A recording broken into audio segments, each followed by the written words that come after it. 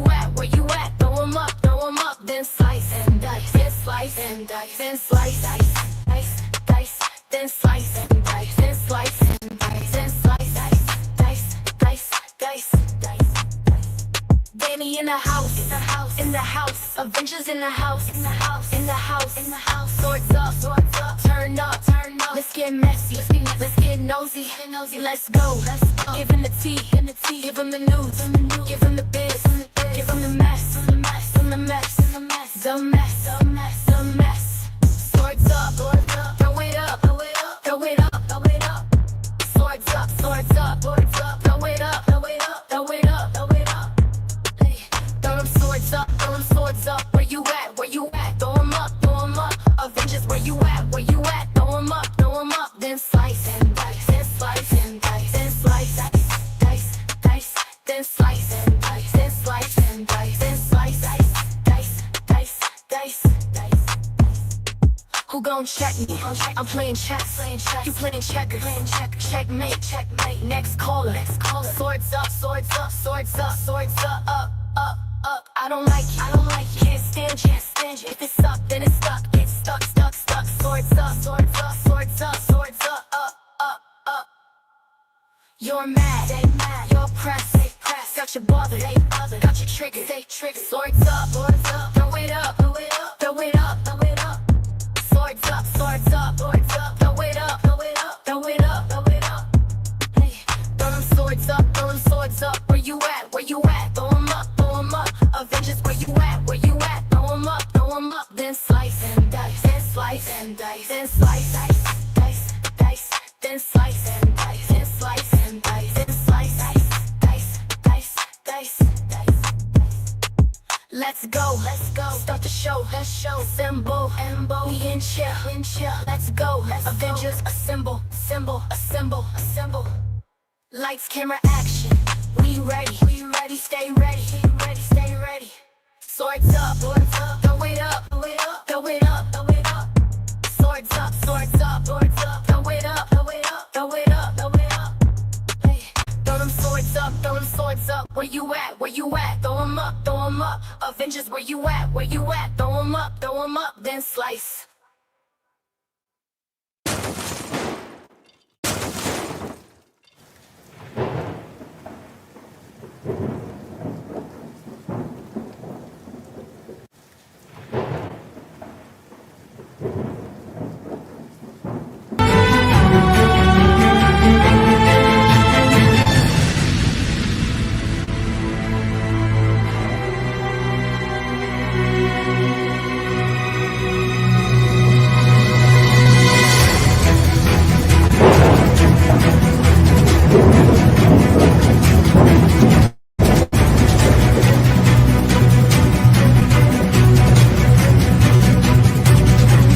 Is used for educational purposes only, under the Section 107 of the Copyright Act 1976.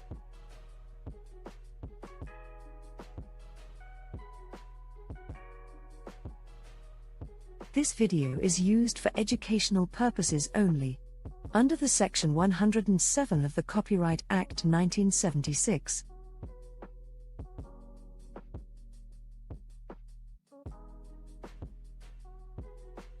This video is used for educational purposes only, under the Section 107 of the Copyright Act 1976.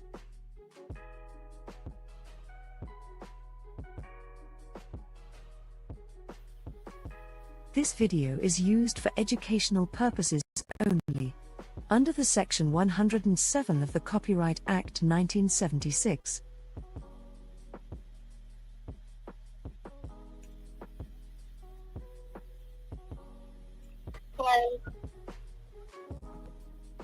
Hey everybody, happy Thursday. How are y'all doing on this Thursday? Make sure y'all smash that like button on your way in here. Smash that like, yas onto yas.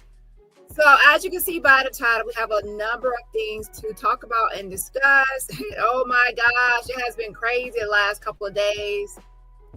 It has been crazy, okay? And yeah, I'm going to discuss everything like Ariel Carter, Shelly Carter, Jaguar, Wright, Courtney Burgess, Ariel Mitchell, Adria English, and the whole lineup. Okay, it's just too many topics to put everything in my thumbnail. But yeah, so yikes. I'm sure a lot of you have already listened to my call with Courtney Burgess, who, wanted to talk to me about a possible interview. But yeah, I have no intention of interviewing Courtney Burgess. Okay. I wanted to catch him up in a few questions that I had about the Kim Porter book. Now, anybody that has been following the Kim Porter book, or even following my channel, should I say, should know that I do not like Courtney Burgess or Chris Todd. Like, you have to be, you are not a viewer of my channel or a frequent watcher if you do not know that I do not like Chris Todd the Fraud and Courtney Burgess. I have said it like a million times. So, yeah. Okay. So I guess some people are not like all the way tuned in, or he didn't know exactly who I was, because I had, Adria like link us up. So she probably didn't tell him exactly who I was and give my channel name and all of that information. So I guess he was blindsided. He didn't know like what he was getting himself into. What I can say is that he hung up the phone just in time, because once I had all my questions answered that I wanted answered, baby, Courtney, you got out of Dodge just in time, because I was gonna unload on your ass. I was gonna go off on your ass once my questions was answered. Okay. My.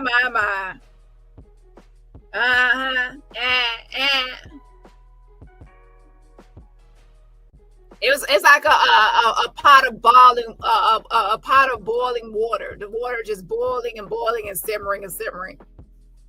Once I had all my questions answered, I was gonna go off on Courtney Burgess. So he hung up just in time, child.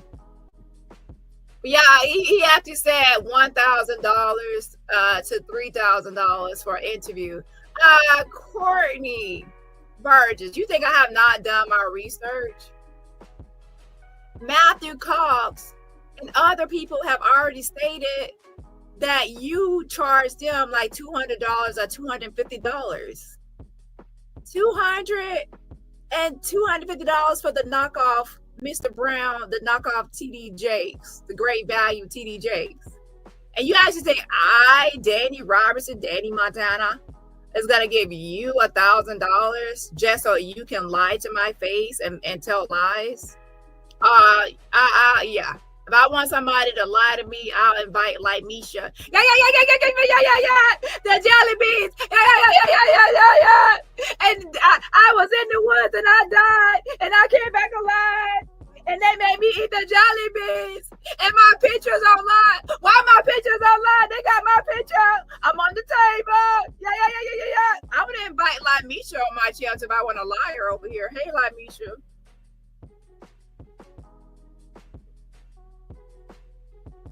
Also, if I wanted a liar on my channel, I would actually invite Maggot. Yeah, and Lionel B. Lionel B had like Misha on his platform. And then Lionel B sent me a cease and desist letter. And then Lionel B, that's not the real lawyer that sent that cease and desist letter, because that's not real. And I'm not afraid of Lionel B. And I can't believe Lionel B wants to interview Lamisha. Why he interviewed Lamisha? If I want a liar, I would invite the clown face bitch over there with the matted wig and those plush headbands on top of her head from Disney World. The person with their makeup 10 shades too light. She shops in the white lady section of the makeup. Let me tell you something. Don't get the white people makeup. Go to a MAC counter or Sephora and have them match for your complexion and skin tone. Okay, you're going to the wrong shades. Okay, I don't know what's happening with you, but it's 10 shades too light. And to be honest, when you had your that thumbnail up with the clown in the background, and you had that white people makeup on your face, that's 10 shades too light, and then you had that red bright lipstick on your face, and you had the messed up wig, to be honest, you look like your background picture, the clown. You look just like it, the clown. All you needed was a red nose. So I always take Rudolph the red-nosed reindeer nose and slap it on your damn face, bitch. And there you go. Complete clown setup. And then y'all go over there. Y'all have a complete circus over there. A complete circus. And so what I did tell my people, so I will say this. Maggot was reporting misinformation and disinformation about my platform. She had the audacity to actually state and say that I did not speak out against Misha. DaniRobertson, did not speak out against Misha and actually advocate for real victims and speak against Misha. Press 1 in the chat if you actually saw me speaking out against Misha, debunking her, spending a lot of time debunking her, sending a letter, an email to the lawyer. I'm the one that sent a letter to the lawyer and the advising them to put out a public service announcement to wig their law firm. And thanks to my email, they actually submitted or posted a PSA on their Twitter and said that Misha, the woman that came forward, Misha Fuller, is not the J. Doe, and that she's still confidential at that time. So with that being said, you got to learn a lesson. Anybody that platforms a liar, your platform will be reported by the Avengers. Shout out to the Avengers. Make sure y'all report misinformation, disinformation, spam and misleading, and harassment, because that's what it is. Your whole life was just a complete lie. If you cannot make content without lying, then log off YouTube, because that's the definition of a troll. It's someone that literally goes on their platform and makes up complete lies about somebody else. That's not real content. That's a lie. You're a liar. Anybody can go through all my videos and see that I was making a lot of videos against Misha, and I was speaking up for real victims. And I said people like Misha messed it up for real victims. And for you to sit on your platform, well, Jack's platform, and lie for hours and hours, you just sat there lying on my platform, lying on my name, and lying on my brand. You're a troll. You're a clown face troll over there.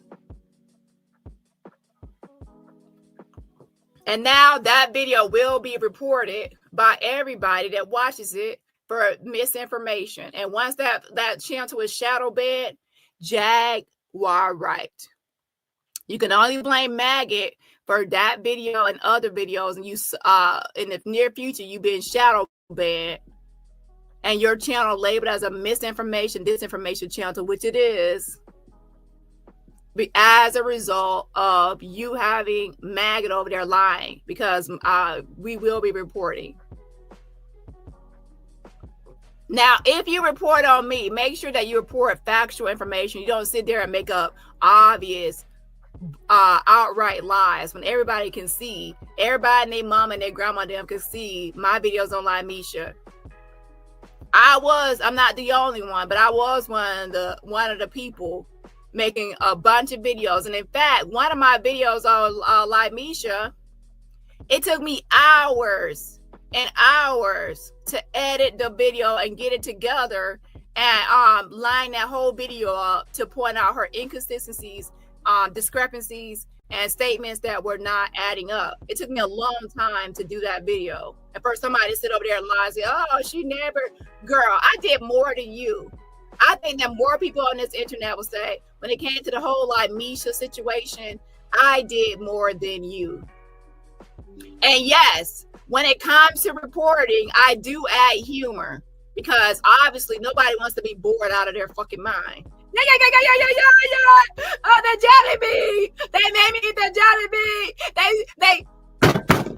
They put that dildo in the pink dildo. It was a double-sided dildo. Yeah, I add humor because nobody ain't got time to sit here all day and night without some comedy.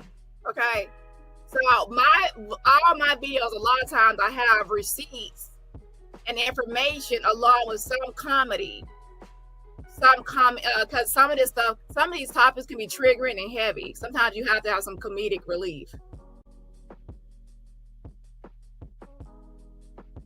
So with that being said, let's go ahead and I just want everybody to know that to make sure y'all reporting Maggot and her misinformation. Now, how it started with Maggot, for those that don't understand, Maggot, my issue with her is the lying. She's a troll. She just makes up lies about me. Her first big lie was that she went live and she started saying that I got Lamisha's. Oh, Dani called Lamisha, man. Dani called Lamisha boyfriend job, and why Dani called her boyfriend job, and then now she got the boyfriend fired, and that's wrong of Dani to call Lamisha boyfriend job, and now he fired from his job, and now he don't have a job because Dani called it, and now I don't know why Dani doing that. Dani is a stalker. And then Lamisha went live and said that her boyfriend quit. She said that her boyfriend quit the job, and then Maggot correct her misinformation. No, she continued to keep on lying and lying, and I got Lamisha boyfriend's fired. And I did make a phone call only to her mother. I called Lamisha's mother. Oh, Dani called Lamisha. Dani called Lamisha mother, and she called her mother on the phone. Why she called the mother? Girl, everybody heard me call her mama. I was not disrespectful to her mama. I was not rude to her mama. I was not calling her mama by her name or doing any of that stuff. And I played the phone call for everybody to hear. That's not a secret. But did I call her boyfriend job and get her boyfriend fired? No. Lamisha lied, and then later on she confessed and admitted that her boyfriend quit his job. So you sat there and lied on me, Maggot. Child, the only thing I can say is I hope a big old gush of wind just goes shh. And then once that big old gush of wind come through here, child, that little matted little wig, half wig on top of your head gonna fly away in the wind. Gone with the wind, bitch. Okay, it's gonna fly in the wind like a damn bird. And end up as some tumbleweed, just like it should be. Anyways, so now let me get into the next topic real quick. So there is trouble in paradise, in my opinion. My. After I went live, pretty much calling out how Jaguar, Wright, and Dusty have this weird chemistry going on, or should I say lack of chemistry going on, and how she disrespects him and she emasculates him. And she treats him like a bitch ass nigga. Now, I will say, I do agree with you, Jag, that your man is a bitch ass nigga. However, that's your man. You shouldn't be treating him like a bitch ass nigga. Leave that to me. Leave that to me. You should be treating him like your king, your highness, your king, or something. Your man. That's my man, my man, my man, my man, my man. You know. But you over there treating him like a bitch ass nigga. Said, land the plane, you dummy. Land the plane, you dummy. And then he never lands the plane, and he's over there flustered and upset because he never lands the plane, and you keep on interrupting him. He always keeps saying, let me talk, let me talk, let me talk. So then Jag went live, and she asked Dusty, her man, she said, do I emasculate you? And that man was over there stuttering. He was stuttering. He was like, he said, he asked her a question back. He didn't like directly answer it. He asked, he said, you gotta answer that or something. So he didn't even really want to answer it directly because she put him on the spot. Like, that's the conversation y'all have offline, child. Yes, you do emasculate him. Press 1 in the chat if Jag wears the pants and she emasculates Dusty, her man. She treats him like her worker slave man and a bitch ass nigga. Press 1 in the chat. And press 2 if she respects him and, you know, and she does not emasculate him. So press 1 if you think that, you know, Jag emasculates Dusty. Press 2 if you don't think so. So look at the chat. Now, some people might want to do like a be anonymous. So I'm gonna actually put up a poll, and I'll let everybody vote anonymously. Okay, for the people that want to vote. So yeah, so I'm gonna actually put up a poll, but as you can see, there's a lot of ones. So Jag, a lot of people do believe that you emasculate old Dusty. We see it right in our face. Okay, yeah.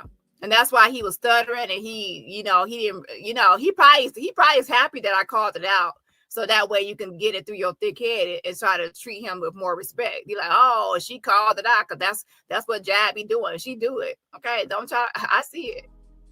So Jag actually lied. She was mad about it. Every time y'all see Jag posting about Shanquella Robinson, who I actually made a petition for, and it's like 40-something thousand signatures, she's always trying to weaponize Shanquella against me. Jag, that's not a good look. If you actually want to talk about Shanquella Robinson, why don't you talk about it in a way to be an activist or help with the cause or help with the movement? For you to always post it just to try to get at me and weaponize her, you're actually trying to use her death to weaponize it against me. That's her petition, that's what she's working on, so let me actually use it against her or use it as a weapon. That's a bad look for you, and it's also disrespectful towards her family to be using her name. I only bring up her name if I'm doing some sort of activism or something for her cause or her justice. I don't bring up her name to use it or weaponize against other people. That's weird. So y'all gonna have to learn to stop weaponizing victimization. Stop weaponizing victimization. If you want to, every time my enemies speak on Shanquella, it's not about, hey, let's do this or let's do that to try to get justice. It's always Dani. It's always about trying to weaponize it or use against me. That's not a good look, because that shows that you don't care about her. You're just trying to get at me. Okay, and joke's on you, because it's not going to get at me. It's going to show everybody your true character, using somebody's real victimization, real death, real experiences as a weapon against somebody else. Weaponization of victims. That's weird. So anyway, just like you weaponize SA, you weaponize somebody's death or somebody's justice. Oh, there's no justice yet for Shanquella, and that's correct. There's not no full justice for her. There are small things that were accomplished for justice, but not the main justice, which is criminal justice and somebody being apprehended and arrested. However, that's not something to shove out here and say, hey, there's no justice. How do you think the family feels if you weaponize that she hasn't gotten justice yet? Okay, so while you're trying to get at me, you're actually hopefully the family never hears you trying to make fun of her not getting justice yet. Okay, that's what it boils down to. Okay, because from the family's angle, who they still follow me and are connected with me, they will only see it as they have only seen me as trying to help with the movement. For you, it's like you're just trying to weaponize her death for malicious purposes. Okay, so with that being said, Jag, let me actually clear up something too, because Jag is a liar. I have never said that Dusty's ex, her man's name, Dusty, the nickname, his ex-wife is named Anise. Now, Anise, I said that Just D and Anise are both like, they're not, Jag size, because let's be honest here. Dusty goes to AT2's channel when he says, you fat fuck. He calls him fat, and he calls him all kind, like he's always making fun of his body weight and size. And I said, Jag ain't missing no meals. She's not too far behind AT2. She's been over there eating a lot of cornbread and yams and collard greens and sweet potato pie. Why is that sweet potato pie? But anyway, she's been over there eating good, in the neighborhood. So she done gained weight. So she needs to understand she's right there behind AT2. And we already seen her belly, and people think that she's pregnant because they seen her belly recently. And all I'm saying is, if your man is making fun of AT2 and calling him fat, then what does he think about you? And then I said that I think that his type is more like his ex-wife type, and the girl he's on the panel with all day and night over there flirting with Just D. Okay, those two have chemistry, and I feel like she's more his type, and she doesn't emasculate him. Okay, you got in your fifis, so you try to say, "Oh, she said that. Oh, Dusty's ex looks like a tranny." No, I said just D. Now, when I made a comparison between the two, I was talking about body size. Press one and chat, you heard me. I was comparing bodies. I said body size, like the body proportion, body size, body composition. His ex-wife is similar to that girl D over there that he's sitting on the piano flirting with and being charming with. I did not say the face, okay? I did not say the face or anything else, because yes, I do think the Roger Jesty girl, Roger from American Dad looking girl, she does look like a, you know, it does look like she got, you know, she got a stick between her legs, and what's between her legs, she can shift gears, okay? She can shift gears between the legs. If you get what I'm saying. So yeah, she can sword fight with them if they decide to ever sword fight. So with that being said, I never said that his ex-wife looked like a tranny or anything like that. I just said she's not the same size as Jags, and I think that he has a type. Because why would he be saying fat this and fat that, and then he's with somebody that's not skinny? It doesn't make sense. So I said that when y'all break up, the same way he's calling ATT fat fuck, he's gonna say it to you. Okay. So a long time ago, Jag and Dusty met like last year, right? And the ex-wife Anise realized that Jag was starting to like stalk her or be obsessed with her and constantly say her name and just be weird. In my opinion, it's like this. If you get in a relationship with somebody and they're constantly talking about their ex, my ex, after a while, you might be insecure, or you might start ragging on the ex and talking about the ex, because why are they always talking about their ex or comparing to the ex or ex this all day and night talking about their ex? Number one, he didn't even have time to get over the last relationship, because y'all were together before the divorce, like after she filed for divorce, y'all two were together. So he didn't have time to even deal with the breakup or get over the breakup or do anything. So of course he's gonna be like, my ex. And on top of that, his ex-wife Anise is the one that divorced his dusty ass. Dusty Dunya, she divorced him. She cut him off. Okay, she just said she didn't want no scrub. Okay. And then he done quit his job. I think that he done quit his job because he's online 24/7 now, working for Jag. And that was a big mistake. Once you quit your job and start working for Jag, now she's gonna walk all over you. Jag is already remember, Jag has already claimed and proclaimed to be a dominatrix. A dominatrix, you know, somebody like her, she likes to dominate. Everybody knows Jag does not like to be told what to do or control the boss. So if you actually think that Jag is going to be submissive or even equal to you, no, she's not going to be submissive, and she's not even going to be equal, like, you know, equality. Okay, Jag is all about superiority and being over you and bossing you around, telling you what to do. She wears the pants. She's the boss. So once you quit your job, and it's now you're like, everything is about Jag, and you're building your name, your channel, and everything off Jag. Now, in her mind, you work for her, and she's building you, or she made you. And trust and believe, I know good and well that in y'all's house, when y'all are not online, she's saying that I bet she's saying she built your channel, she made you, or she's saying certain things to make it seem like you're nothing without her, and you're using her to get this channel, or you're like, she's the boss, and you're like the worker. She's emasculating you and putting you in your place as beneath her, because that's what Jag does to everybody. And then also, she keeps everybody up day and night. She never lets anybody get any sleep, and is worried about what Dani doing, or what this person doing, what that channel doing. And then you constantly keep on saying, don't talk about this person, don't worry about that person. She still keeps talking about me and everybody else. So you don't get no sleep. And then she's always trying to say, handle this, or get this person, or get that person. And she wants you to do all her dirty work. Yeah, it's the same story. She does it to everybody. We already know how the story goes. Okay, y'all try to act like it's all peaches and cream because y'all log in and get on y'all channel, but child, we already know offline is tumultuous and chaotic, and it's a mess. But you messed up quitting your job just to be under Jag, because now she's gonna think that she owned you and she run you and she built you. And when y'all break up, she's gonna say she made your channel. Your channel ain't nothing without her. And to be honest, I hate to say it, but it's true. Your channel ain't nothing without her. Your best bet to try to get your own subscribers, because if you only got Jag subscribers over there, once y'all split, she's gonna take all her subscribers with her, just like what she did with TJ and her split. A mess. And then she wanted TJ to give her the channel back. Give me the channel back. I built it. I made it. That's my channel. So hold on.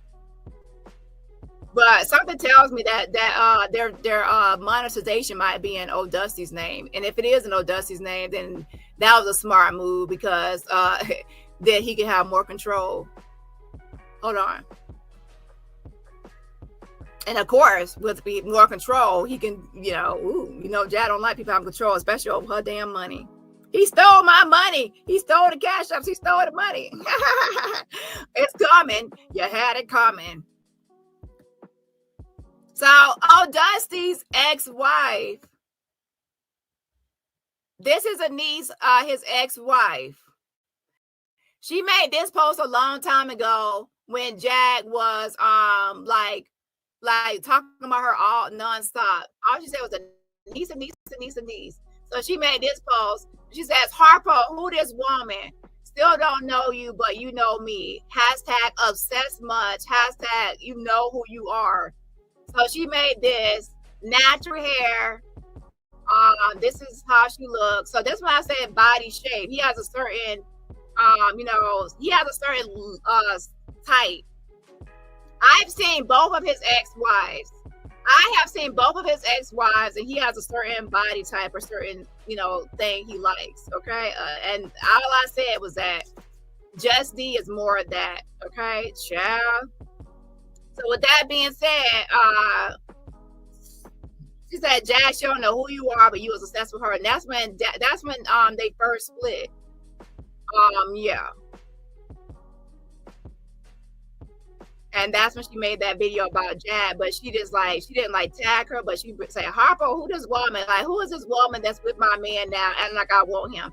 Like, if she wanted him, why wouldn't she just, keep him? She's the one that filed for divorce. Don't y'all hate when somebody say, oh, you want him? And you be like, if I wanted him, why did I break up with him, or why did I divorce him? If I wanted him, I would have never dumped him. Yeah, you got my leftovers. Make it make sense. It's not like he loved me. It's the other way around. Let's not get it confused. Okay. Let's be clear. I did the dumping. I did the cut off. Scissor cutting around here.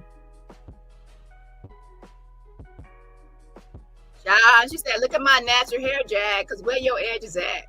She said, I got some edges, Jag. You want to borrow some of my edges? Ooh. Anyways, bye. Okay. I'm gonna put this so let's get into the next topic. My.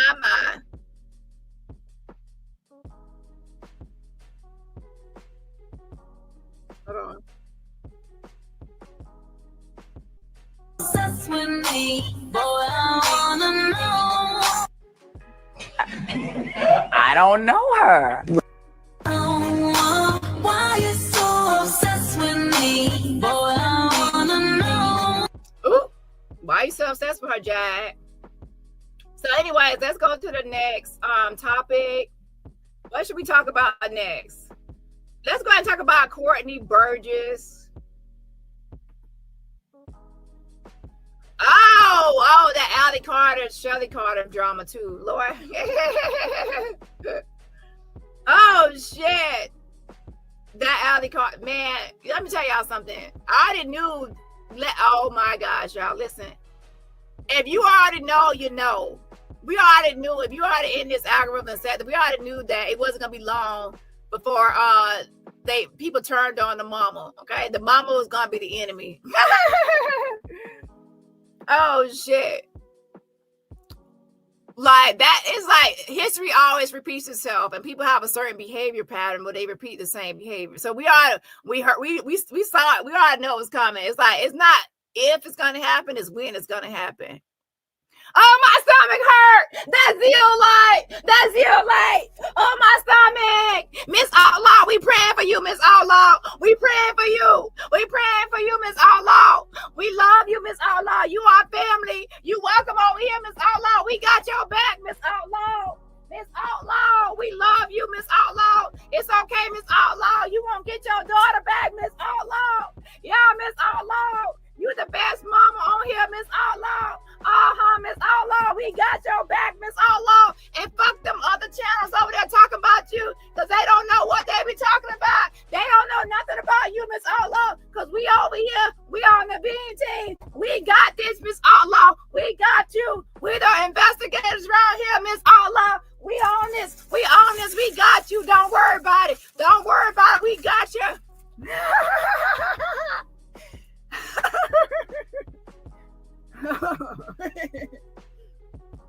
Oh shit.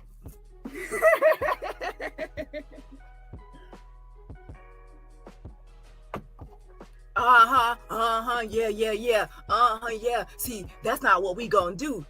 See, I spent all my time working on this. Yeah, I done called the police. I done did this. I done got the address. I done called the family. I done got the number. I ain't spent time with my grandkids. Yeah. I done did all this work for you, and this what you gonna holler. Just how you gonna repay me? You gonna repay me like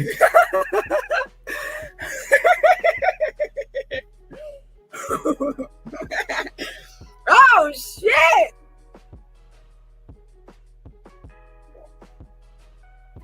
Yeah, that's Shelly Carter.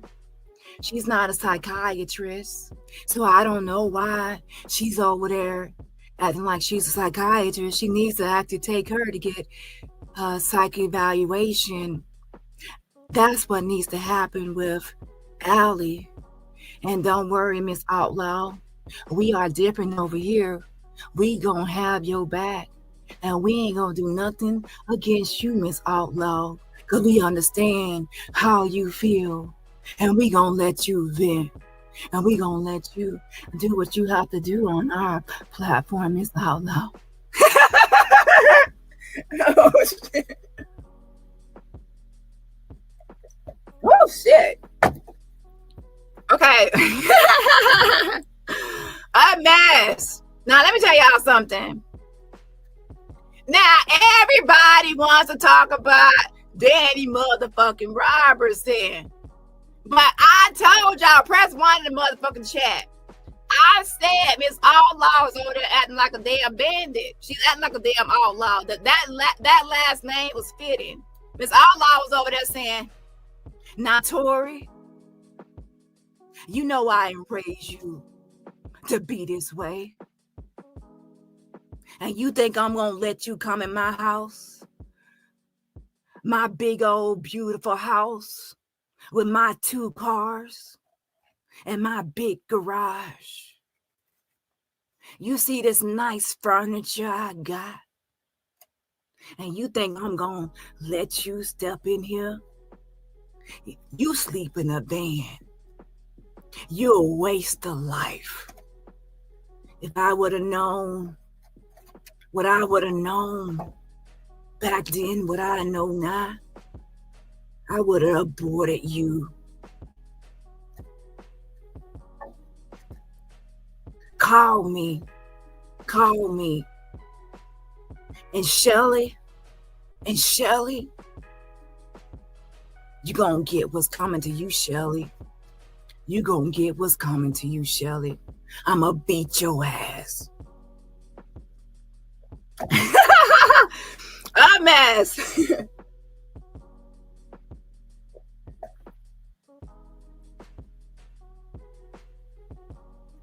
Lord knows I love Tori. Lord knows I love Tori. But I'll beat her ass before I let her disrespect me.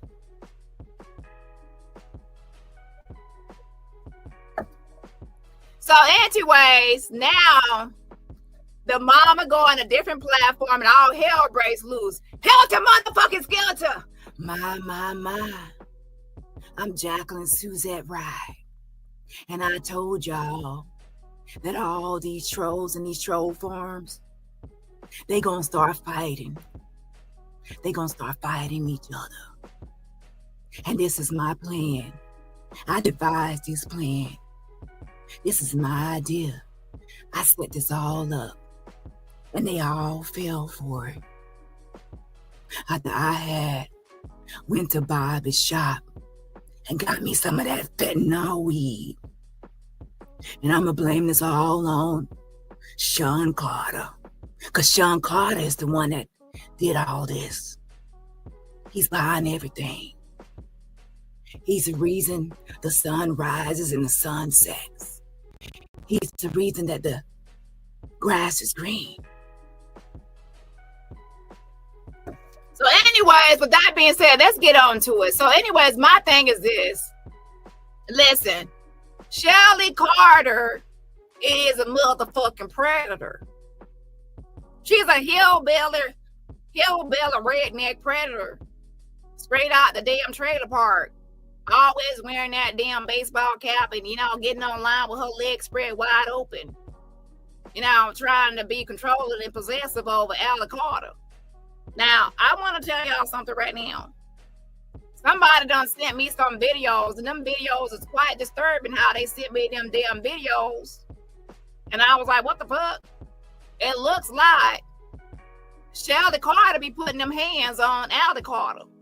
So I'm about to show y'all some damn videos right here in just a second, and y'all gonna see that Shelly Carter be putting them hands on Shelly. So yeah, I'm gonna show y'all some videos. It looks like, she be roughing her up. So, and yeah, people say, yeah. So let me go ahead and get some shout outs real quick. Shout out to Queen Jerry. Y'all, something y'all. Thank you so much for joining the channel membership. By the way, channel members, make sure y'all check out the members only content. I do have the police report. Yeah, Jag. I have the police report of the swatting and the 2 wellness checks. It wasn't just one, Jag. Why you left that out? You failed to tell everybody it was 2 wellness checks on August 9th, 2023. You left that out. And you know what people say when somebody leaves something out? Why are they leaving it out? Now, go to the members tab. Y'all can see the swatting police report. Now, I want to say this before I move on from Miss Outlaw. I still want Allie looked into and Shelly Carter looked into, and I did forward information from the Adult Protective Services. Also, I want to say this. I was right. You see, on Mad Day, people want to say their true feelings and their true thoughts. Now, on Mad Day, people want to get on here and say, oh, I knew this about Miss Outlaw. She was going too far when she said this, and when she said that, she was doing too much, and she was doing... Now y'all want to say it. But my, people want to come into my comments. People want to come into my comments and talk about how I called out Miss Outlaw, and I said that she shouldn't be saying certain things because it's not going to get what her results. Press 1 in the chat. I said it's not going to get her the results she wants. Being verbally abusive and verbally abrasive and saying those things is counterproductive. And even making threats to get people or doing certain moves can get police called on her, and she'll end up in jail and not somebody else. And people want to come into my chats and hoop and holler and try to come at me because I'm telling the motherfucking truth. So y'all don't like this type of teaching. I said it, and that's why I always stick to my same shit. I'm team nobody, and I'm just team truth, and I'm gonna speak my mind. I don't give a fuck who like it and who don't like it. Because as it turns out, I hate to say it, but a lot of times I'm right. Other people just be scared to say it and they don't want to say it. But then on Mad Day, they start agreeing with me. On Mad Day, people start agreeing with me. How interesting. How interesting now people want to agree with me that it was problematic statements being said.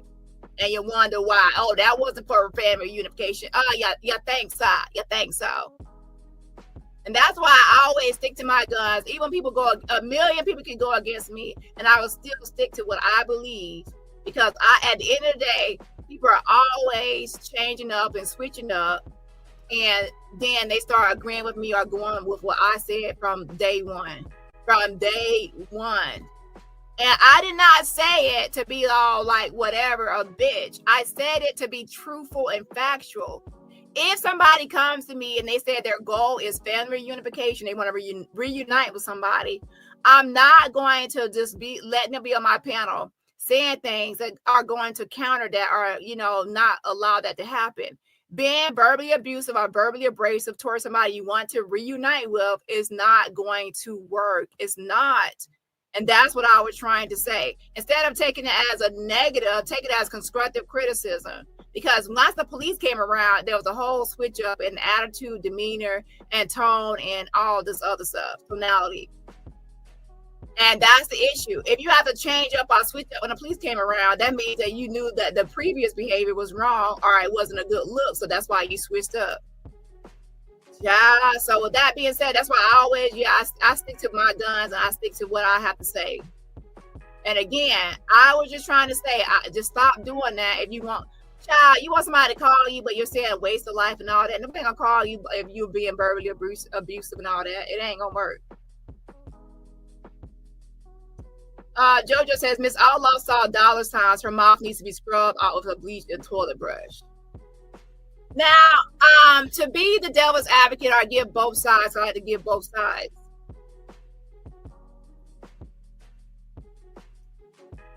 How can I say this without being mean?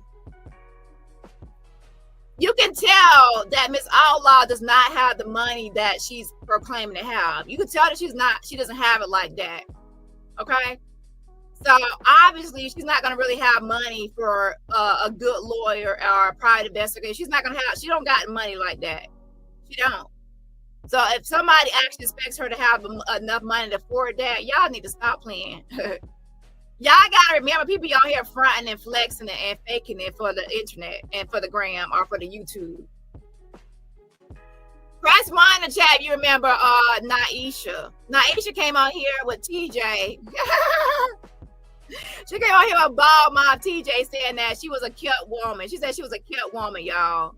And that like she was rich and a kept woman. And then, girl, when I saw Naisha with that damn rolled up sock with weave wrapped around on top of her head with that raggedy bun on top of her damn head, she done went to the store and got a damn sock. Well, she done went out. She went in her damn dresser, got a sock, and then she done went and got some of that $1.99 pack of synthetic hair, braided hair, Kinkaline hair. And then she done wrapped that around the sock and made a little bun and stuck on top of her head with some bobby pins. And then, girl, let me tell y'all, a kept woman ain't gonna have her hair kept like that and dressed like that and looking like that, driving that car. That's not a kept woman. So I knew it was fake from day one. So with Miss LaRonda, all the time she come on bragging about she got this, she got that, she lying. She doing too much flexing and stunting. In fact, a lot of people that really got it, unless they're like some sort of artist or somebody that has to brag, they're not gonna really be on here flexing and doing all that extra shit. Okay. So with that being said, obviously if anybody expects her to have any sort of good lawyer or private investigator and all that, she ain't got the money for that.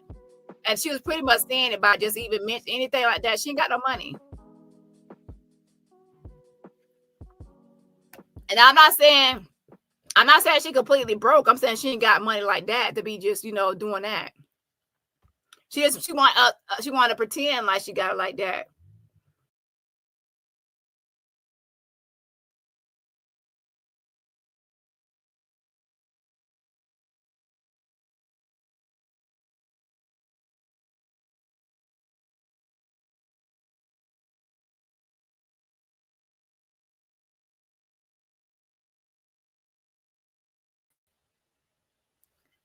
Okay, so now we're caught up to where we left off at. So let's go ahead and get started. And so now we're at this part where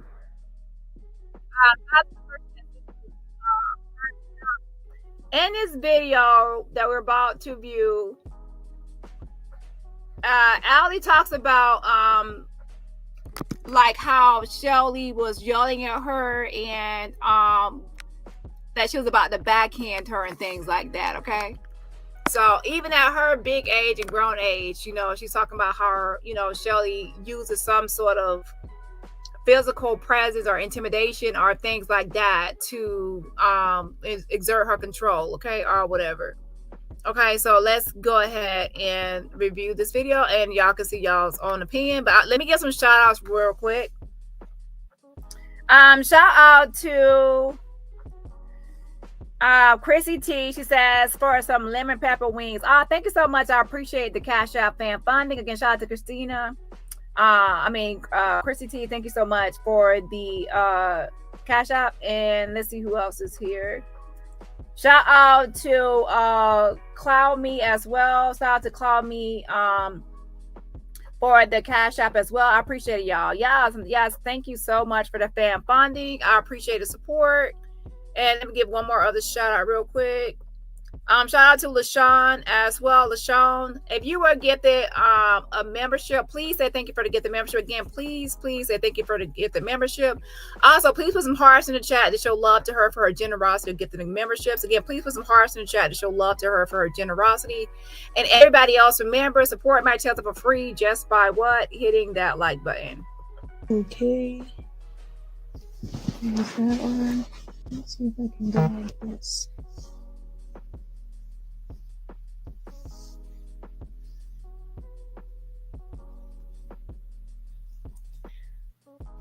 What's up? Y'all don't want to miss this one. Come on in. We got to talk.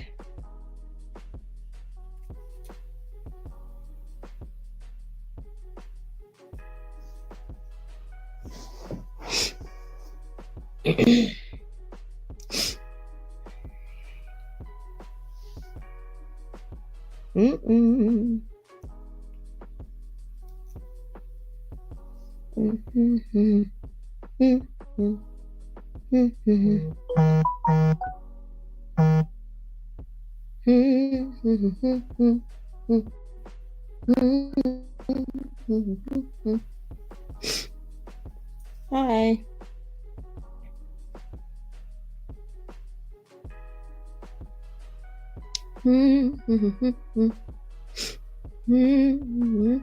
Mom's right here. She's a little mad at me, but she's getting over it. She was mad at me. I'll say was, past tense. I made her laugh and I hugged her. And she and I slightly said I was sorry. But Mom's kind of mad at me. So she starts out the live saying Shelly is mad at her. And she has tried to like stop, you know, get her to cheer up and stop being mad at her. I'm going to tell you why. Yeah, it's 420. Happy 420. You might want to grab a blunt for this one. This is April 20th. Mama calm down yet? Yeah, she calm. She's chilling right here. She good. Are you still mad at me? No? As long as you get your shit straight. Okay. So she says, are you still mad at me? And Shelly says, as long as you get your shit straight. So as long as you get your shit straight, whatever she did wrong, you know, she wants her to get it straight, and then, you know, she won't be mad at her. Okay, cool. Well, let's talk about this. I'm being serious. Let's be serious. And the reason why I'm on all platforms is because I want you guys to get all of this. Okay, because I clearly need to talk to all of you because I don't know what this problem is. Again, we have. I'm gonna skip forward until, you know, she talks about it a little bit more at timestamp 13 minutes. So let me skip to that. What's so scary to me is that these women have children. Some of these women do have children. My mother yelled at me before this entire conversation, before I even jumped on Telegram. My mom yelled at me because, you know,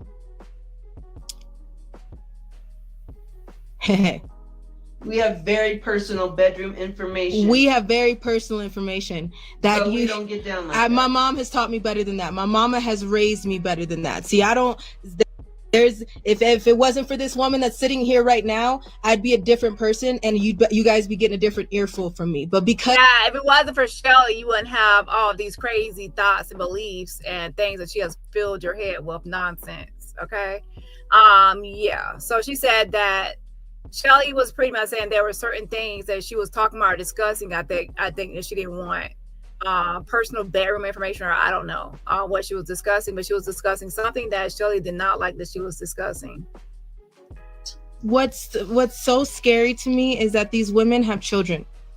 Some of these women do have children. My mother yelled at me before this entire conversation, before I even jumped on Telegram. My mom yelled at me because, you know, we have very personal bedroom information. We have very personal information that we don't get down like that. My mom has taught me better than that. My mama has raised me better than that. See, I don't. There's if it wasn't for this woman, very personal bedroom information. To be honest, that's not that's not aging well. That statement is not aging too well. That's sitting here right now, I'd be a different person, and you guys be getting a different earful from me. But because my mother has raised me better than that, because my mother stopped me and told me we don't stoop that low, because my mother grabbed my ass and was like, "I will yank your ass if you don't get your shit together." So she said her mama yanked her, so she got yanked. She grabbed her up and said, "You know, get your shit together." Okay.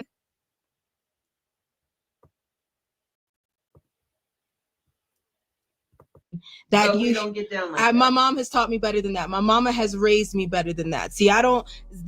If it wasn't for this woman that's sitting here right now, I'd be a different person, and you guys be getting a different earful from me. But because my mother has raised me better than that, because my mother stopped me and told me we don't stoop that low, because my mother grabbed my ass and was like, "I will yank your ass if you don't get your shit together," I changed my tone and my tune, but I still got an attitude. I have personal information that was texted to a friend because you decided to stalk them, Ashley. You decided to stalk them, and you gave very personal information. Adam, you know your issue with me to be behind a fake account. Child, so yes, Shelly Carter be over there yanking her child, and you will use like your, masculine, studly self to get control over her and yanking her up and yelling and all that. That's what you be over there doing, Shelly, to get her in line, right? So then there's another part of this video as well, as at timestamp 37 minutes. So if she does not get in line or follow exactly, even at this 2021, she will, Shelly will, use physical discipline or some sort of other stuff over her. Okay, hold on.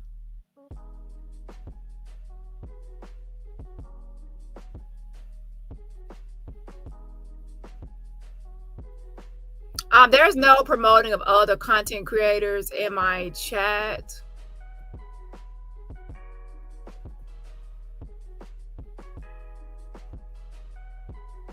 Should not be with me. You should be worried about what your wife is telling people. You should be worried about the personal information I have, because I shouldn't have the personal information I have. Okay. And I won't stoop that low to show those text messages or read those off, but your wife sent that to a friend of mine, thinking that she was talking to somebody she was going to persuade. So that's why to skip to 37 minutes and 50 seconds where she talks about Shelly like about to backhand her. Okay, hold on.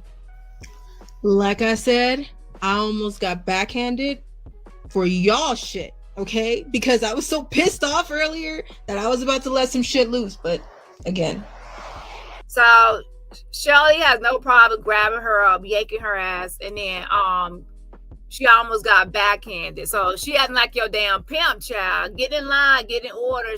You'll give you my pimp hand, my backhand. And then yelling and all that. So yeah. Good child. So that gives you a little bit of insight into their dynamic. It's not like Shelly is over there just talk. Now Shelly will backhand her. Shelly will grab her by the collar and yank her. Shelly is over there yelling, and if she says things that Shelly does not like, she can get yanked and she'll use physical force to get her in line, physical and verbal stuff to get her in line. Okay, even as of 2021 at her age. Okay. So let's go to the next video. Shout out to the person that sent me those timestamps. And this video right here, we're going to listen to Shelly Carter. She's gonna talk about how she got some physical injuries, and she's gonna act like these physical injuries came from flashbacks. But wait a minute, why would these injuries come from flashbacks? You know, why wouldn't it come from something else? Like, yeah, so you go to sleep and you wake up with injuries, or you say it's from flashbacks. Sometimes, I'm not saying that this is the case, but sometimes when people are being abused, they will make up reasons for why they have bruises or why they have injuries. They'll say, oh, it came from me falling down the stairs, or I tripped, I hurt myself, this happened or that happened, when it turns out it could actually be physical abuse happening. Okay, hold on.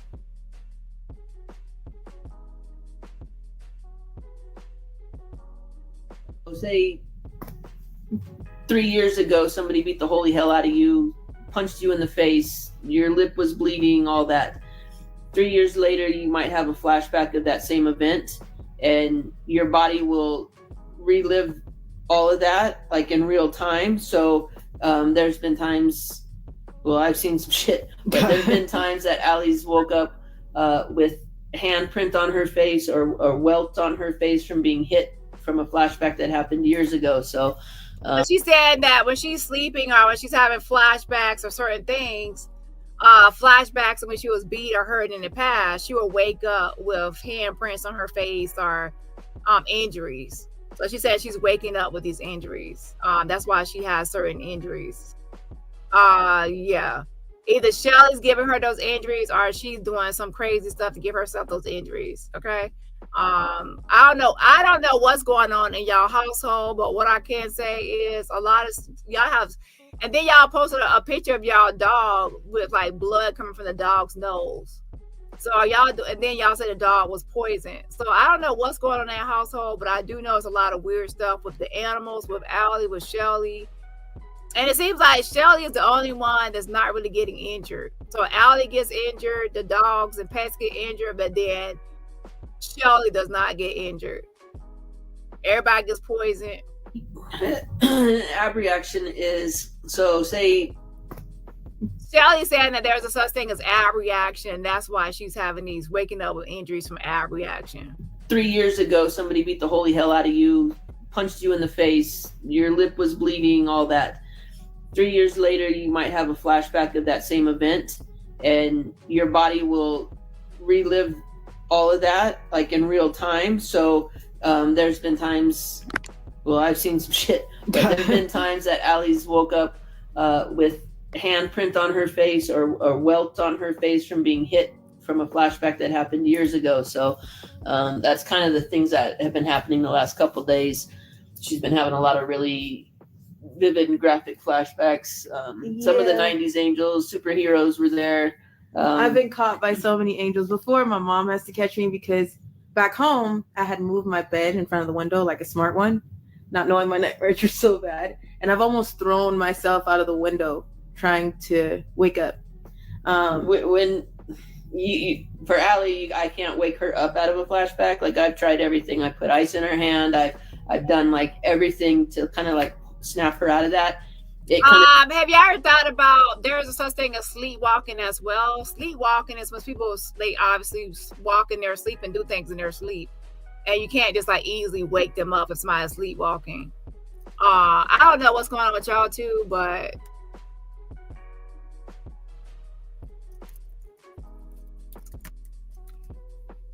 hold on one second. It just has to run its course. But when it ends for about 10 or 15 minutes, she's kind of still in that state. She doesn't know where she is. She still thinks she's in the flashback. She's jumped back so far. Sometimes she's almost went out the window. Yeah. So there was a time. So the first couple years Allie came, she would still put the boxes and stuff in front of the door every night, so she could hear if somebody came in on her and things like that. Well, then after she realized she was in a safe place, when I say that when a survivor gets out of trafficking, worse shit starts for them. So she kind of transitioned from that fight or flight mode of having to be. That's nothing. I just want you guys to know what you're looking at. And this can't. And for this video, this is about Allie. Pay attention to what she says at the very beginning of this video. When she talks about, please get ready because what's coming next, nobody will be able to stomach, and I'm not scared of taking a bullet for it anymore. So she has this stuff like do not resuscitate, and she has this other stuff that she's always talking about as if she's preparing for some sort of Scarface ending or some sort of, as if they are always acting like they're in some sort of movie, in my opinion, to where they're going to go out guns a-blazing, or they're going to go out and they're not going to be taken in or apprehended. They're going to do some Romeo or Juliet or some sort of, death by cops. They're going to do something that is not going to be just surrender. Okay? So that's what it always comes across with these two in their wording. Okay? But let's go ahead and listen real quick to what she says. Came out, this was leaked late last night, and it's already pulled down.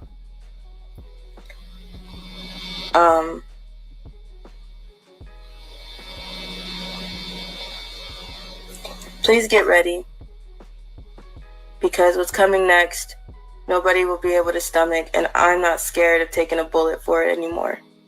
Before I was. Before, no lie, I was. I thought this one over here was a little twisted. Like a lot of twisted, actually. Because she's been down for this for a while, and I'm just like, Mom, do you want to die? She's like, that's the way we go out, blades of glory, then hey. And I'm like, all right. And now I'm like, all right, because point is, someone needs to get out. That 6-year-old that you see, that 9-year-old that you see, this 11-year-old, they need out. So someone needs to take the chance that needs to be taken. Someone needs to take that risk. Someone needs to make that sacrifice. This is our war. This is not, we'll just call the police, or I'll just call CPS and file a report. This is our war. Someone everybody asked me about neighborhood talking to the FBI or talking to a detective. There's no one. There's no waiting for somebody. And they're always acting like they are. Just like Jad does the same thing. Jad acts like she's on the front lines, that she's the one that's brave and she's gonna defend the victim. She's gonna get justice. She's gonna handle the situation. Oh my gosh, she's always doing that. They do the same thing. And then they always say they can't contact police. They can't, the police can't help. But then that's my last video. I went over 3 police footage videos with Allie Carter and Shelly Carter. And these two don't have any issue contacting police, doctors, or anybody they feel they need to contact. In fact, Allie is, nicknamed now Allie Karen. She has no issue calling police. And also, she felt like more better and at ease when she called, like when a police officer was already on the scene, she called 911 to have more police come out so she could feel more at ease and safe. And then at one point, they actually turned off cameras once their vehicle was about to get searched without actually airing it for a live audience to keep like an eye on them, showing that they felt like they were safe and nothing would actually happen. They actually get close to police and they are not afraid of police at all. And they also wanted to press charges on an insurance guy for jumping the fence trying to sell insurance because he had a referral, and his credentials were checked, and yes, he was an insurance guy. So this is all a facade and it's all fake. It's like a storyline and it's scripted that we are out here. We're willing to die for people. Yeah. Y'all two are not willing to die for anything or any cause or anything. And in fact, y'all will call the police just like y'all were trying to press charges on the insurance guy. Just stop. But it's still, the point is, I do believe ultimately that, you know, Shelly does have it. I don't think that Shelly would ever just give up Allie and just let Allie go her own way. She's too possessive and she's too controlling. So I do believe that she would use physical power or any sort of anything by any means necessary to make sure Allie stays with her forever and ever and ever. I do believe that. So with that being said, do I think that Shelly is a safe person? No, because she's too possessive and controlling. Even when they go to a public restroom, she said that Allie has to lock herself in the stall next to her. Even in this video, I just showed y'all, Allie is pretty much saying as of 2021, Shelly will still get mad at her and yank her up and do all this other stuff. And she felt like she was going to get backhanded. So she feels like, you know, most likely she probably gets the pimp hand when she doesn't act right or do right or follow orders or instructions, but according to Shelly's liking. Yeah. So let's go on to the next video now. So somebody else did send me something as well. This was not, I was not really planning on covering it because I need to get into Courtney Burgess versus Jag, and then Adrian English versus Ariel Mitchell. That's a whole nother circus going on. And that's what happens when I have different topics I'm recovering. So with that being said,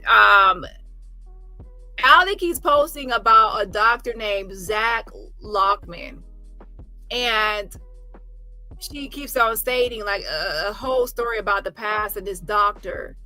And someone messaged me and they said they could not find a doctor by that name in that area. So I said, I'll do a quick search, and shout out to that person, anonymous person again, that sent me some stuff the other day as well. I looked up information on, you know, this whole situation, and I could not find a doctor by that name either. Also, I couldn't even find a family by that name. Granted, it was a quick search, but still, based on what I did, it should have gave results. In California, even if a doctor's license is inactive, or they have been like disqualified, or something has happened with their license, it still will show in the database. It will just give an updated status, and I will show you exactly what I mean. So with that being said, I do believe that they are liars and they're making up stories. And now I'm showing Shelly. Let me tell you something, Shelly and Allie. Can y'all stop with the games? Y'all are acting like y'all are dealing with stupid people, okay? You're not dealing with, I'm far from stupid. I am far from stupid. Y'all need to stop playing y'all childish, stupid games. So let me show y'all what they did. They posted this information right here. Now, they felt like the mother, Miss Outlaw, got upset because they accused the mother of being hospitalized right here. Hospitalized at this, why is it doing that?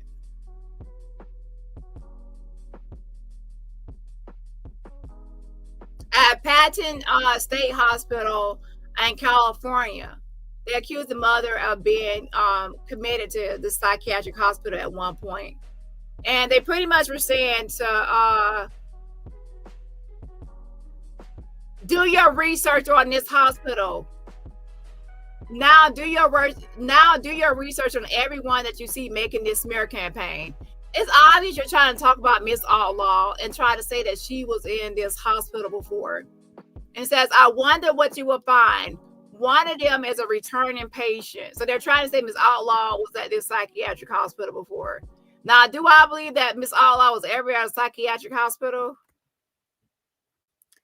I will say this, my opinion is just my opinion. But what I will say is I do recommend that Miss Outlaw see somebody, because child, if I had to guess, bipolar. Something's happened with the bipolar, borderline, something happened, child. So I will say that I don't know if she was actually committed here or not, but I will say that I would advise some sort of family therapy, evaluation. Something happened. Okay, so freaking mood changes, drastic mood changes, and yeah. So let's see here. So let me tell y'all something. Let me actually call Patton State Hospital. Hello, Patton State Hospital. I'm a fucking YouTuber, and I want to know if you have a patient or you ever had a patient named LaRonda Outlaw. Yes, go ahead and violate HIPAA and violate all laws and regulations and state statutes and tell me all the information I need to know on LaRonda Outlaw and when she was admitted or committed to the hospital. Yeah, tell me all the information. Yeah, that's gonna hold up well. I think that I'm not gonna get nowhere but hung up on. Why would y'all actually even suggest that somebody call a hospital, psychiatric hospital, to get information?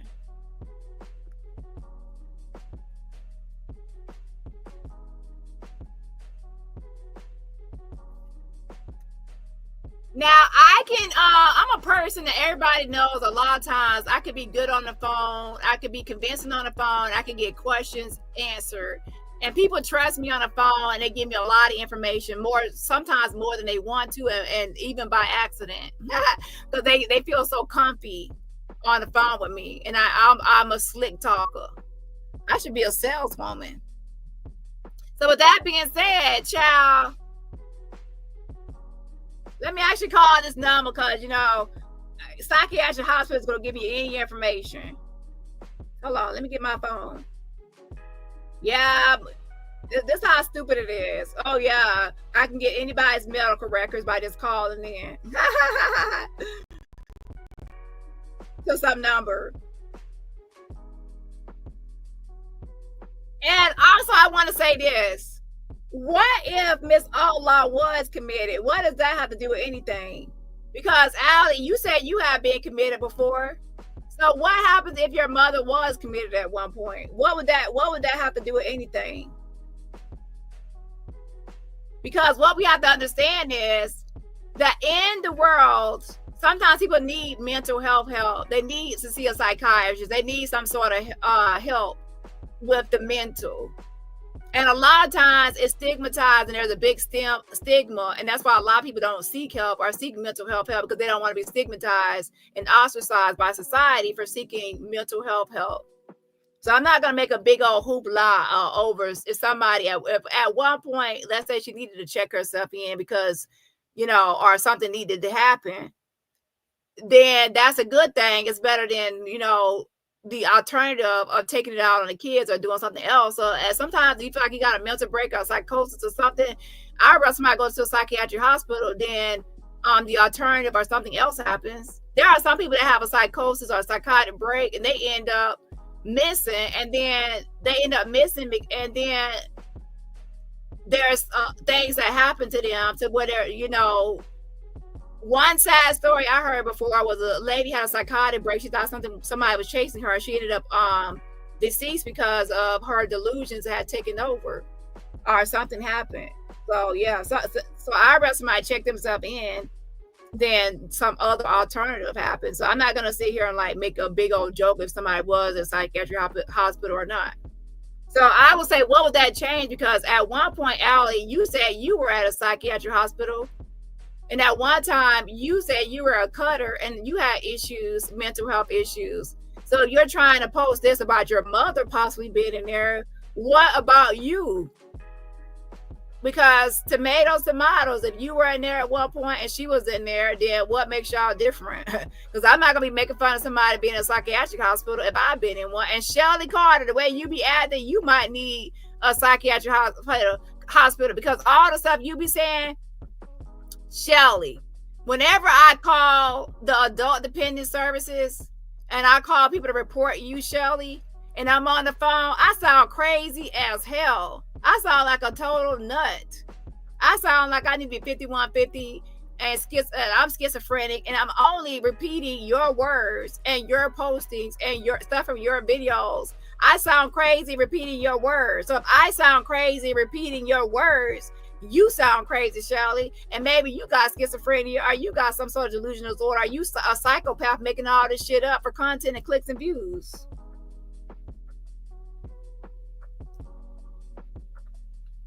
Hold on.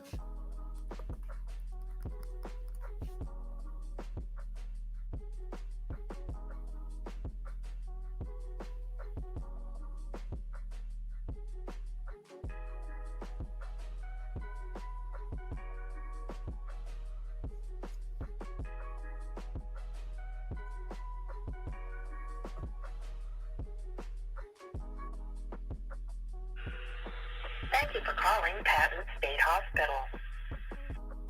Please choose from the following 5 options. For the address or directions to the hospital, press 1. For visiting center information, press 2. For human resources, press 3. For accounting or payroll, press 4. For the canteen or trust office, press 5. To repeat this message, press the pound key, or for further assistance, press 6 for an operator. Now please hold while I transfer your call.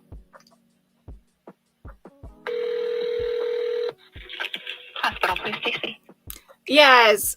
How can I get someone committed to the Patton State Hospital? This is a forensic hospital, and it goes through the court. The judge has to assign somebody here. Okay. And have you ever had a patient named LaRonda Outlaw? That information I don't know. How can I find out? You can call back tomorrow and between 7 and 4:30 and ask for the social work services, and they'll be able to help you with that information. And that's public information? You would talk to the social work services. All right, thank you. You're welcome. Hello, I'm Shelly Carter. Yes, I'm Shelly Carter. Yes, Shelly Carter, you need to be actually committed. You need to be committed, Shelly Carter. Now, y'all know good and well, if I call back tomorrow, the social worker gonna say, who is you? I can't give you that information. And they do give me that information, child. I ain't gonna post it because if they do give it to me, because that would mean that they are actually violating. Child, I ain't trying to get nobody fired. Now, sometimes there are times people give me information and I don't even post the video because I ain't trying to get nobody's job in jeopardy. But anyways, with that being said, child, let me tell you something. Nobody's gonna get no information because that's private and that's HIPAA and that's all sorts of rules and all this shit. But yeah. So anyways, that's that, and that's as a forensic. So it goes to the court. So people have to go to the court in order to be there. So if that's the case, that means it's court ordered. A court order kind of thing. It's not like somebody could just like go walk in there and say, hey, I want to, it says no emergency services. Somebody could just walk in there and say, I want to commit myself. So that's like a court order, like psychiatric hospital. So I guess it's like a that's like a jail or something like, you know how some people get sentenced to a psychiatric hospital? I don't know, child. But anyways, with that being said, I'll check on that tomorrow. I'm gonna call tomorrow. What's tomorrow? Oh yeah, tomorrow Friday. So I'll call tomorrow and see what's up. Now let's go to the next topic. So either way it goes, it's wrong to try to stigmatize that especially when you, Allie Carter, you was in a hospital. Then you say you went to a hospital in Chino. Okay, so you can't make fun of your mama for possible getting some help if she did. I'm not saying she did, but if she did, you can't make fun of her for getting help when you got help. Like, y'all need to, child, y'all need to have a seat. Okay, so let's go to the next topic. The next thing is Allie Carter. You're gonna have to post the receipt yourself. You need to post the person. If you can post the person's first name and last name, their kid name, and their wife name, you can post the picture and the profile, because at that point you don't dox the person anyway. So y'all need to actually post a receipt yourself, because that's your job. You're trying to prove something, so you prove it.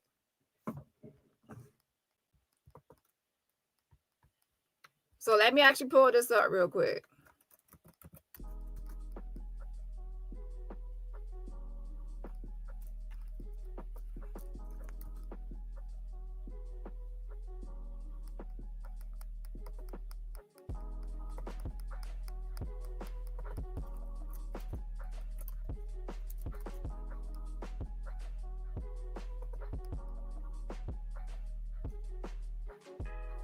So she says, no one did anything, not even the staff of Nouveau High School.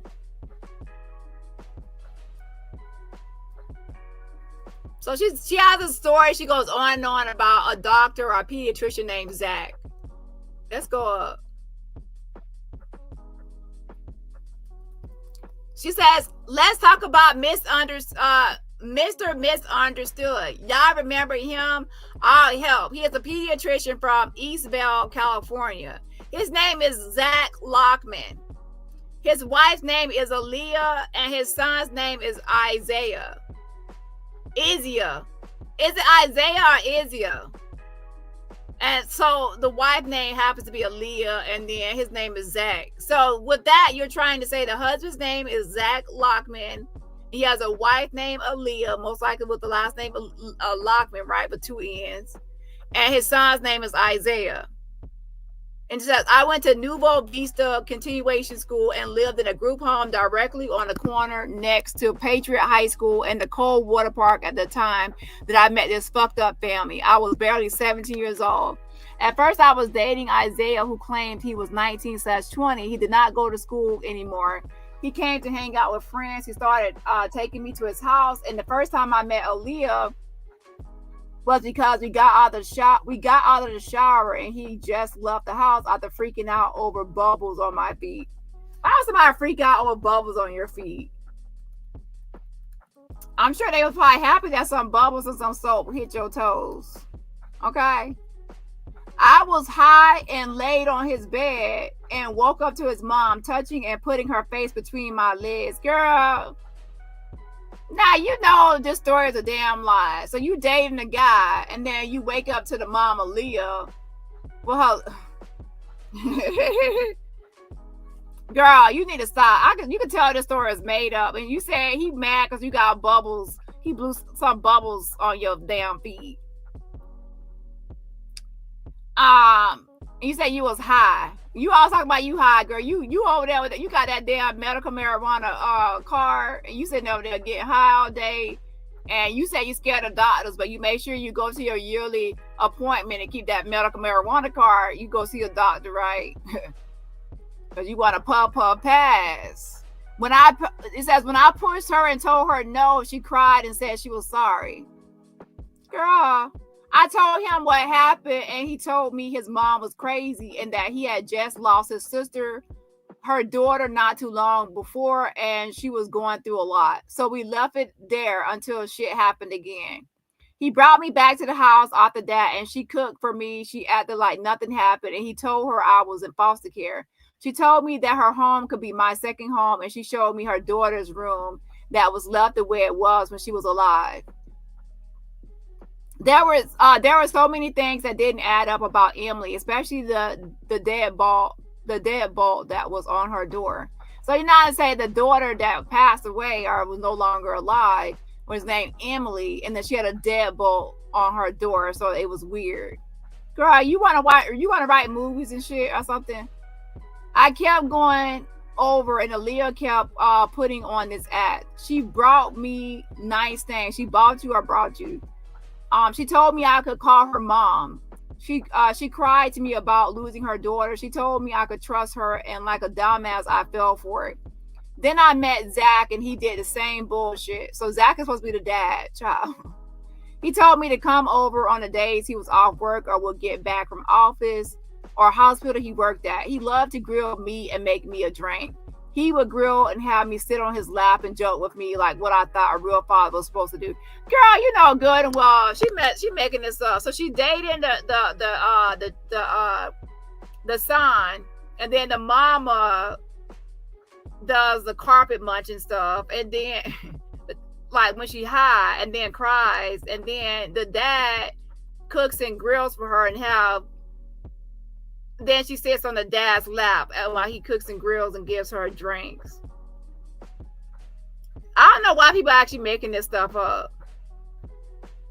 Eventually, things got out of control the closer I got to Aaliyah and Zach. At the time, I had just came back to foster care after running the first time and disappearing for a year. I was told I had 6 months back in the program, and if nothing went wrong, I could go home with my mom now. They started the fingerprint and background check process finally. Because Shelly did say she had to get a background and fingerprint check to be a foster parent. It says, after all the hell we had been through, I had supervised visits with my mom, Clara Parker. So Clara Parker is the name Shelly uses on her Facebook page, Clara Parker. Okay. I could not see her without a monitor, but I was allowed to take off whenever I wanted. And if my boyfriend was the one who walked me to my door, that was okay. But I could not go anywhere with my mom. My social worker made it very clear that if anything happened, it will push the process back, and I could not go home. So I kept my mouth shut for 6 months with this family until it was too much because I did not want to mess it up. And it says, Aaliyah found out and things went straight to hell. This woman was a different type of psycho. She started snapping at me when I came over and would tell me to go to my room, her daughter's old room. When I talked back or would do something she didn't like, Zach started telling his doctor friends that came over for food that I was his daughter-in-law. Then she said so his doctor friends used to come over. Then one day we got really drunk and he kissed me in front of his friends after we spent the day together, doing what I thought was normal things, talking, laughing, cooking, ran errands together, and he healed me. Girl. So the mama wanted you, the daddy wanted you, and then also the son wanted you. The whole family just wanted you. And they confused me, and then shit got completely out of control. This woman would come pick me up from the school and make a scene if I did not get in the car with her. She started by having Isaiah, she don't even know how to spell Isaiah, she put Isaiah, tell me we were playing around and having family time one day. We all had drinks and I had too much. Aaliyah and Zach started having sex and told me and Isaiah to join in. So Aaliyah, the mom and dad started having sex and told her and the son to join in. I was shocked, scared, and shaking. I tried to dodge them out there, and this woman walked onto my school campus and into my classroom and told my teacher she was my foster mom. She embarrassed me when we got outside and kissed me in front of students and staff. Girl, you really think that, okay, so the foster mom comes out to your school and kisses you in front of students and staff and nobody does anything? Oh, Lord. Yeah, okay. No one did anything, not even the staff of Nouveau High School. Things got crazier and crazier. Aaliyah's mother, Grace, came to meet me. She told me to call her grandma, and she was just as crazy as her daughter. She knew what she was doing to me. She would even watch or make jokes about how it wasn't enough.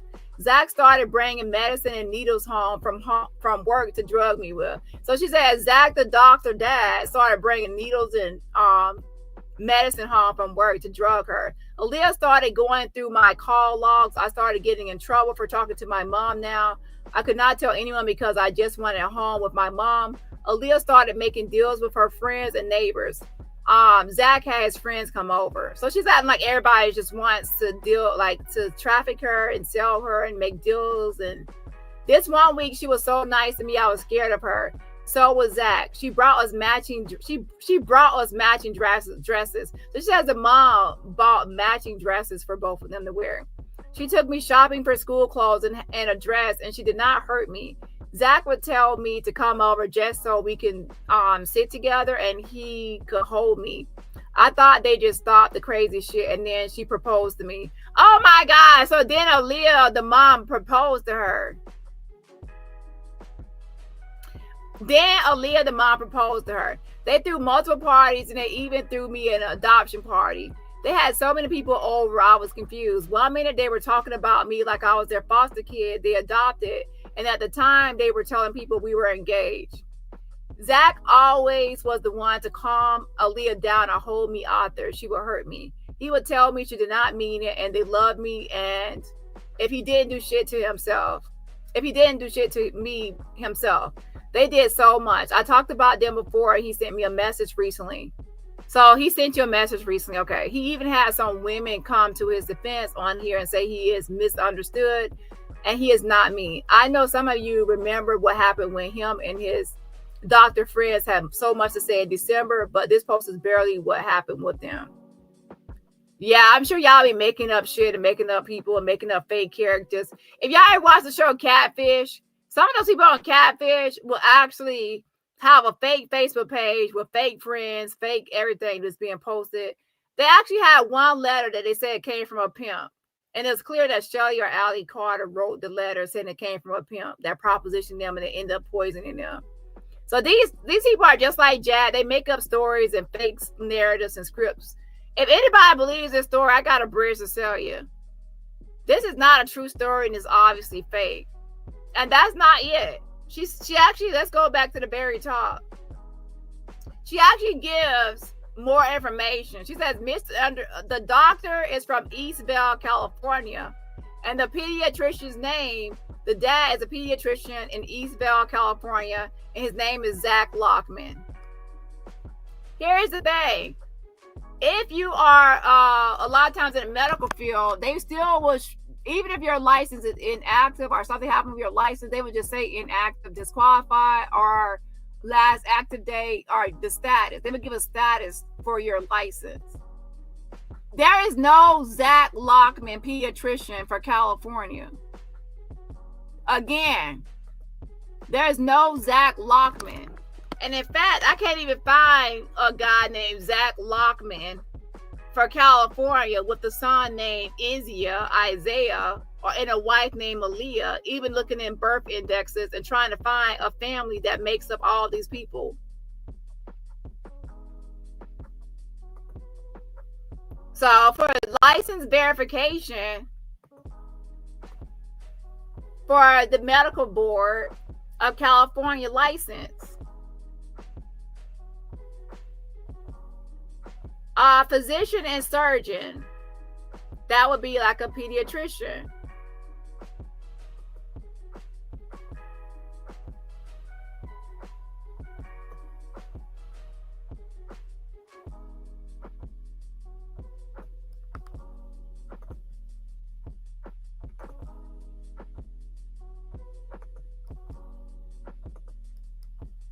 So right here, we'll type in the name.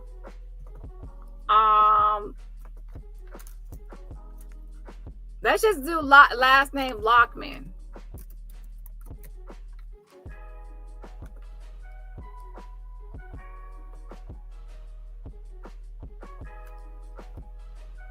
At the very top, you can see that I put last name Lockman. Let me zoom in. It says there's 20 results with that last name. There's a Juliana Lockman, and license status renewed. Let me zoom out a little bit. So there's Juliana, there's an Allen, and then they don't even have, so there's a Juliana. There's also Elizabeth Lockman, and I know it's 2 N's, but the thing is, even if you put 2 N's, it's still going to show the same results because it's going to give variants of the name. So just in case you have one letter off or something, it'll give you the same results. So Juliana, then there's an Elizabeth Lockman. These are only with 1 N. There's an N Lockman, and it says previous name. And then it goes into a different Lockman, like LACH. And then it goes to Lukeman, Leachman. It gives you different variations of the names just in case you messed up.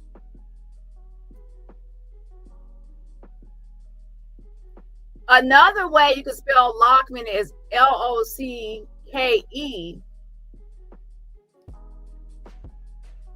Some people can say, well, maybe she misspelled it. Nah, I tried different variations. I'm not going to let somebody say, oh, well, what about this or what about that? So let's try it with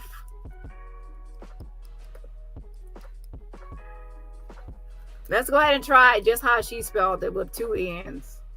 Well, that's first name. Let's go at the bottom.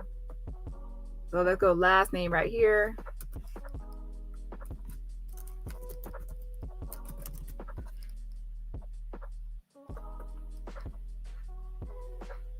The same 20 results pop up. It's the same results, so same people. So even with 2 N's, it still pops up the same results.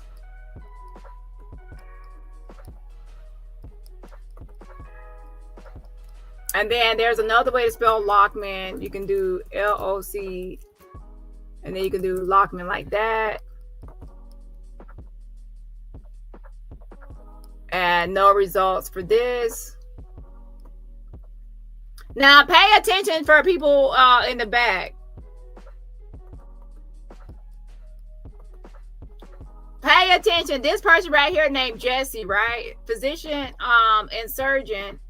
Pay attention. His license status is renewed and current. And then let's pay attention to the next person. License is canceled. License status canceled for this person named Jesus. Okay. So even if the pediatrician's license was canceled or inactive for California, they still will say the status.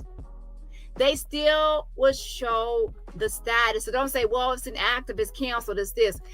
It will still be on record for public consumption and public record. They will just update the license status to cancel, inactive, disqualify, whatever reason. So right here it says renewed and current. Renewed and current. So I'm showing you license canceled even for this person, William Lukman, license canceled. So there is no Zachary Lockman. I looked at that Lockman. There's no Lockman pediatrician for this. That's with the Zachary Lockman. Also, I checked the California birth records, and I don't even see somebody with that name that would be a certain age.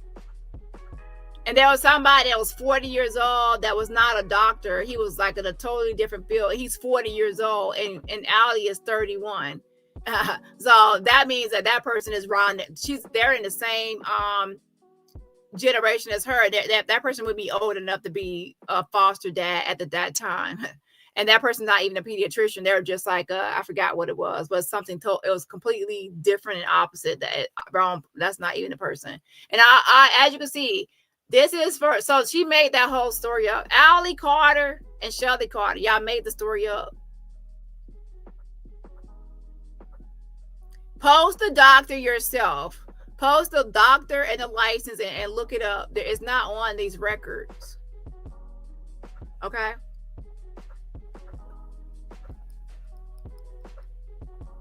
Okay, so let's go to the next thing now. Hold on.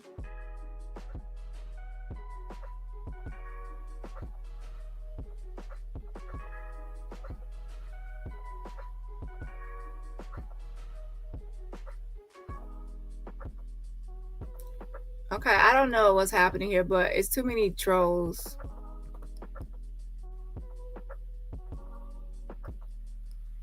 Okay, so let's go ahead and move to the next topic. So that's whole Ali Carter, Shelly Carter, and that's pretty much debunked until they can actually prove that there's actually a Zachary Lockman doctor pediatrician by showing his license number. And as I said, the status will still be in there if it was actually true. Okay.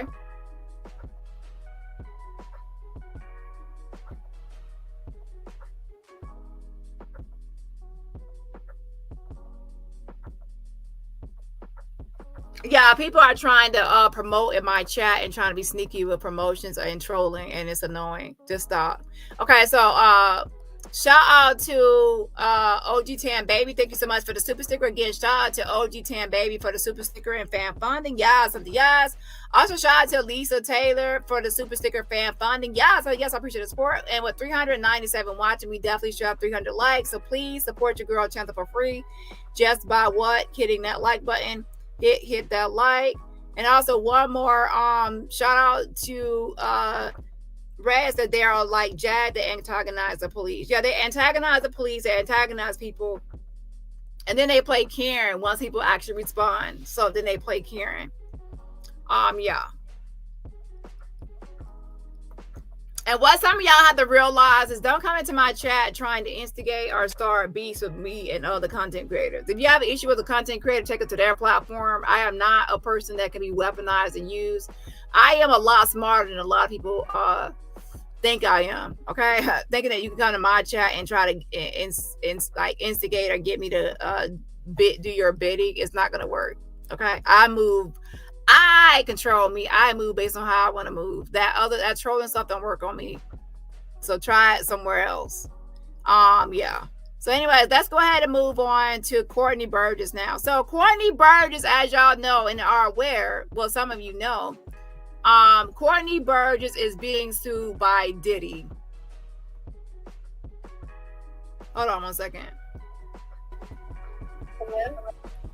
So Courtney Burgess is being sued by Diddy. There's a whole lawsuit, and yes, I do have the lawsuit. But by now, I'm sure most of you have probably saw the document or heard the document, because numerous creators have actually read the document and posted the document. So in the actual lawsuit, he mentions the Kim Porter books. I am going to bring it up, not to read the whole document, because I'm sure a lot of y'all have already had creators going over this, and I don't want to be redundant or repetitive. However, in the actual lawsuit, he discussed the Kim Porter book and things like that. Now, if you watch my previous video, that's why it's important not to skip videos. You should be aware that Chris Todd the Fry actually went on AT2's channel and said that Kimora Lee Simmons gave Courtney Burgess the book, and that Courtney has said that the book came from, or the flash drives came from, Kimora Lee Simmons. And I told y'all that, listen, just because Chris Todd said that, don't just run with it, because their story keeps changing. Again, Chris Todd and Courtney Burgess, their story keeps changing. I don't know why people don't listen to me when I keep on saying it, okay? So Kimora Lee Simmons, as I stated before, she has already stated that that book is fake. She said it's fake. And that's why I told y'all, as soon as she came out and made a statement and said it was fake, Courtney Burgess hurried up and changed his story and quickly started saying that Shakira Stewart, someone that, you know, Kim Porter used to date a long time ago, who, you know, unalived himself in 2008, that's where the book came from. So with that being said, Courtney Burgess, Chris Todd the Fraud, and then there's Matthew Cox, the content creator, and there's Hollywood Wade, another person that's part of this whole thing. Courtney Burgess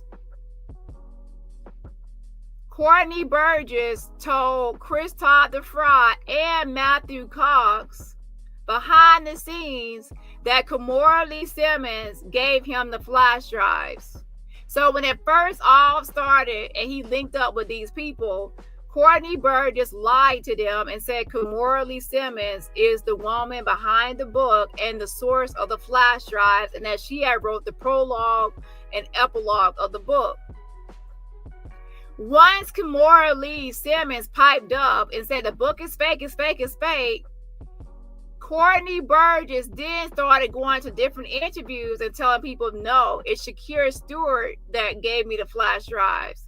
And that's when it was a question, wait, how can Shakira Stewart give you the flash drive containing the book and all these receipts and freak-offs when he unalived himself in 2008 and the book ends on Kim Porter's deathbed in 2018? Again, Shakira Stewart unalived himself in 2008, so he's deceased since 2008. The book, Kim's Lost Words, in the Tell It All book, both versions end when Kim Porter's on her deathbed. The day of that she died, the book ends there. So how can a flash drive be given to you decades before the finale of the book? So again, if you are confused, it's because it's a damn lie. In order for Shakira Stewart to give the book, that means the book had to end. The book would have to end in 2008 because his life ended in 2008. So the book should end in 2008 too.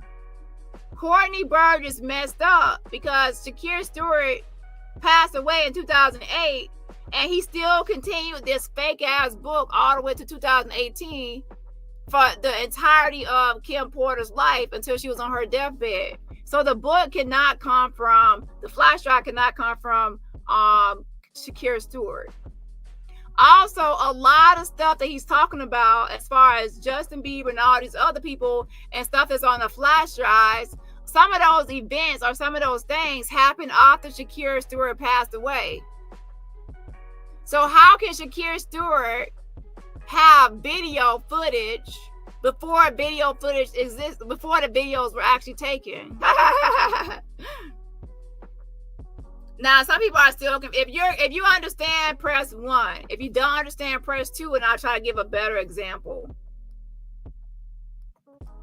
Kim's Lost Word, the book, ends on Kim Porter's deathbed in 2018. So the book is saying that this is Kim Porter's entire life all the way until 2018.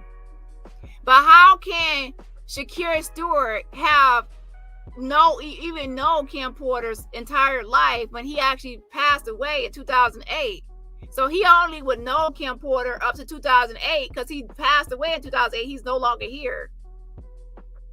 So whoever wrote the book and is pretending to be Kim Porter, because how can it be from 2000? It does not make sense. And I still think that some people actually don't get it because it's confusing. That's why the lie is messed up. So let me actually get this out real quick. So I can, some people are more a visual learner. So sometimes we have a visual learner. People have to get more clarity because this is actually an important part of the conversation to understand.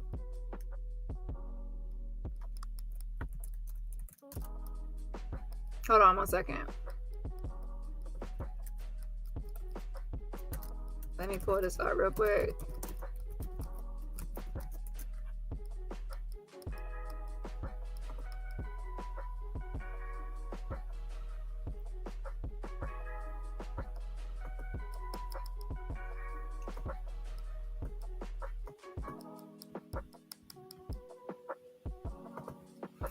Okay, hold on. Okay, so Shakira Stewart dated Kim Porter. He actually passed away right here, November 1st, 2008. So his time on Earth is from April 12, 1974 to November 1st, 2008. And that's for Shakira Stewart.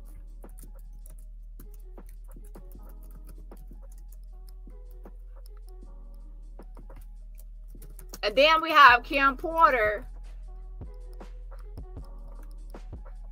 Hold on.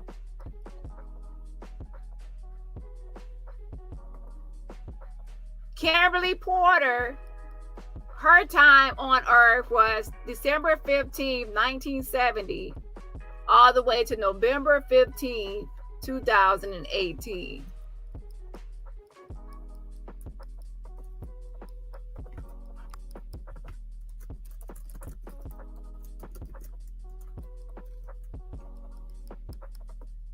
So with that being said, for people to understand, because I want to make sure everybody understands before I get to the audio.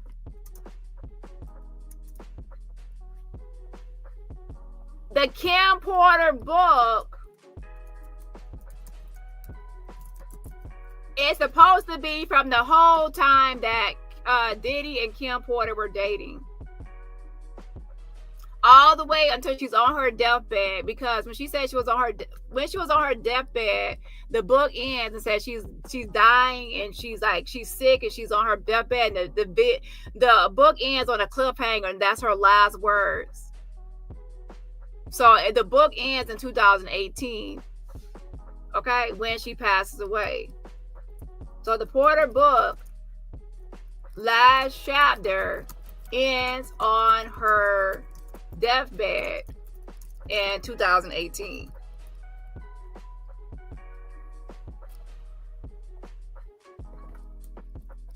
So let me see something real quick. Kim Porter and Diddy dating history.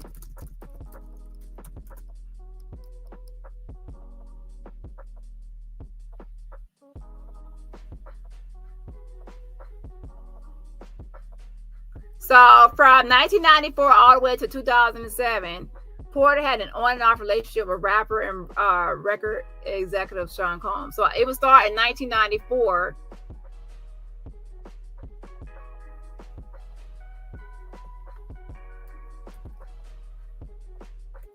So with that being said, now for the people in the back that needs more understanding, Courtney Burgess says that Shakir Stewart gave him the book, the flash drive, because he's going to make sure it says flash drive containing the book and these videotapes. However, the flash drive is supposed to contain a book that ends in 2018 on Kim Porter's deathbed. Right? So y'all need to understand, from all the people that's believing in this book, how can Shakir Stewart have a book that was not finished yet? How can he have a book when he died in 2008 and the book, he was not, was he there was he alive when Kim Porter died? Was Shakir Stewart alive when Kim Porter died? Was he alive in 2009, 2010, 11, 12, 13, 14, 15? Was he alive when people were, when some of her kids were born? Was he alive during all of this? No, he passed away in 2008. So there's no way at all, unless he's a ghost, unless he's a Casper, that he could have given Courtney Burgess a flash drive containing Kim Porter's life memoir, because her book is from 1994 to 2018, all the way until she dies. And he was not there when she died. He already died 10 years before. And that's the best I can explain it. If you don't get it, I'm sorry, but you have to go over these notes over and over until you actually get it. That unless he's a ghost or a Casper, there's no way he wasn't around in 2018 to give anybody any flash drive from Kim Porter's deathbed. Now, the only way he can actually give anybody any flash drive, Shakir Stewart, is if the book ends in 2008. So if somebody would have said Kim Porter's book ends in 2008 and there's nothing else after 2008, then somebody could say, oh, Shakir Stewart. But the fact that the book continues after his death, the book still continues after his death, that he can't be the one to hand it over the final product. The final version of the book and the conclusion of the book ends on her deathbed. He was not here. So yeah, he's not a time traveler. So I'm going to move on. If you don't get it, I'm sorry, but you have to review this video over and over until you get it. And then, to be honest, at that point, that's when you're going to actually, you're probably a type of person that can get fooled and tricked, because you're not grasping this concept. Okay, I hate to say it, but there's no way that he can time travel or have a book before it's actually completed. Okay, so I would say review these notes over and over until it clicks into your brain that there's no way Stewart, who passed away in 2008, can have a book that was supposed to be finished and ended in 2018 when he was no longer here. It was supposed to be wrapped up and ended. Okay, a mess. But here I wrote the notes down for you. Okay, so let's go ahead and get into the audio. So when Courtney Burgess says that the book came from Shakir Stewart, he's lying. He's lying. If you have not read Kim's Lost Words book, actually I do have the book, the Kim's Lost Words book. I'm actually gonna pull up the book. And then for those that don't have not read the whole book or don't remember, I'm gonna refresh your memory of where the book ends. Hold on. Wait 1 second. A mess. So he actually was trying to charge me for an interview, but yeah, I'm not paying for no interview. Okay, I got you answer my questions without even knowing it. I have no further questions for you.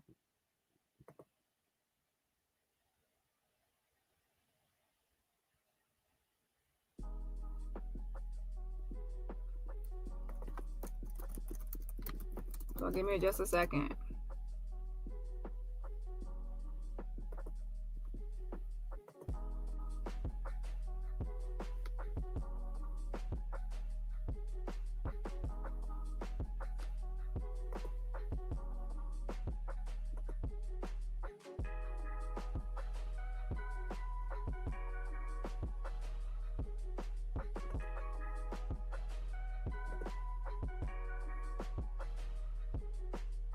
And also, so let me actually talk to y'all while I'm doing this, okay?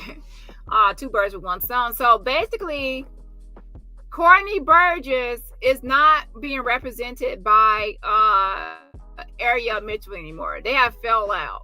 So Adria English fell out with Ariel Mitchell, as everybody knows. And then now, Courtney Burgess and Ariel Mitchell do not get along anymore. They have actually fell out. They're not getting along. So, because of conflict of interest, it's not just about conflict of interest. It is, before they even were being sued by Diddy, these two have already like went their separate ways and went their own way. Okay. So this is Kim's. This is the one from Chris Todd, the version from Chris Todd. But what I will say, with the exception of the last page and some other changes, like Xing out the name, you know, Snoop Dogg, the books are pretty much the same. So the first chapter starts with the introduction and humble beginnings and things like that.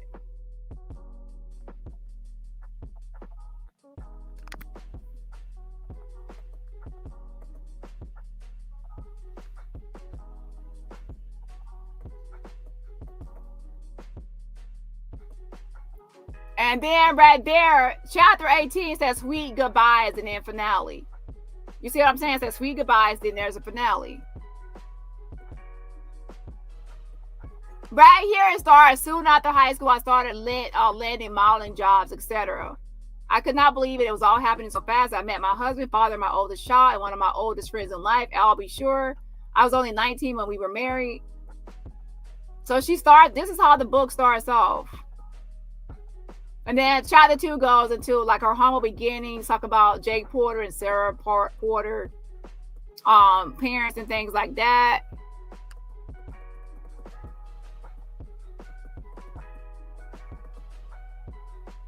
Now, while you're actually paying attention to this book, keep in mind that in 2008, Shakira Stewart passed away.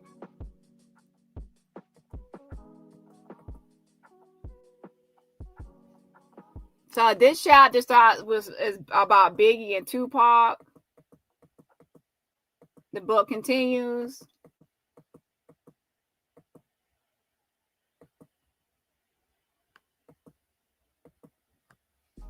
This talks about Kadada.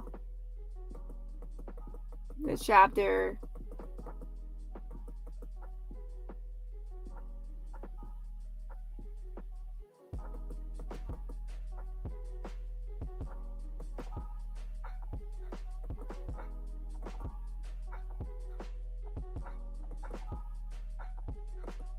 Of course, talks about Biggie and his death as well, and Tupac's death.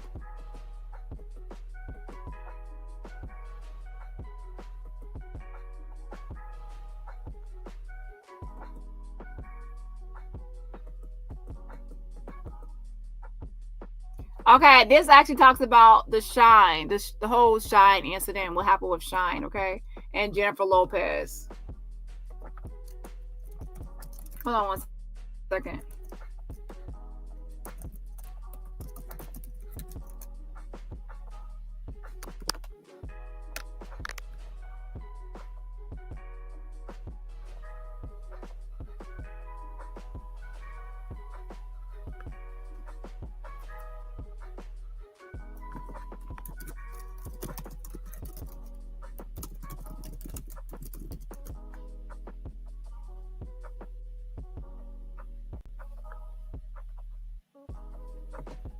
So her twins were born in 2006.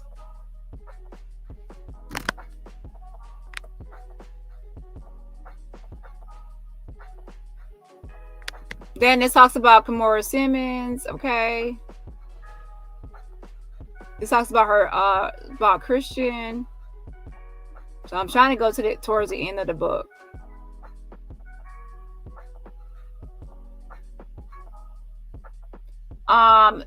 Things were okay for a while. I started dating again. It was almost normal until I got serious with someone.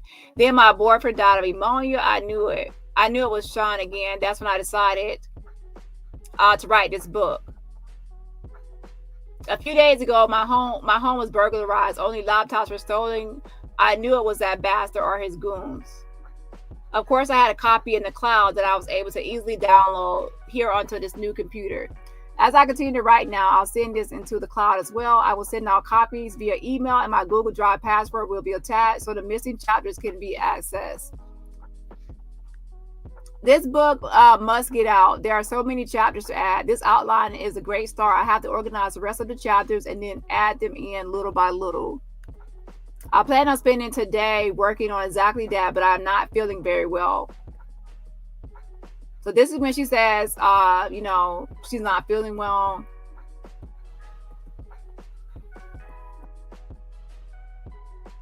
I called Sean from my bedroom where I'm lying in my bed. All I could think about was the kids, my babies, who are with this monster, the man I now suspect of having done this to me. Sean picked me up with an air of superiority in his tone that let me know it was too late for me. He spoke confidently into the phone. "Hello," I screamed at him. "You bastard, I have your fucking children. What are you talking about? The kids are with me."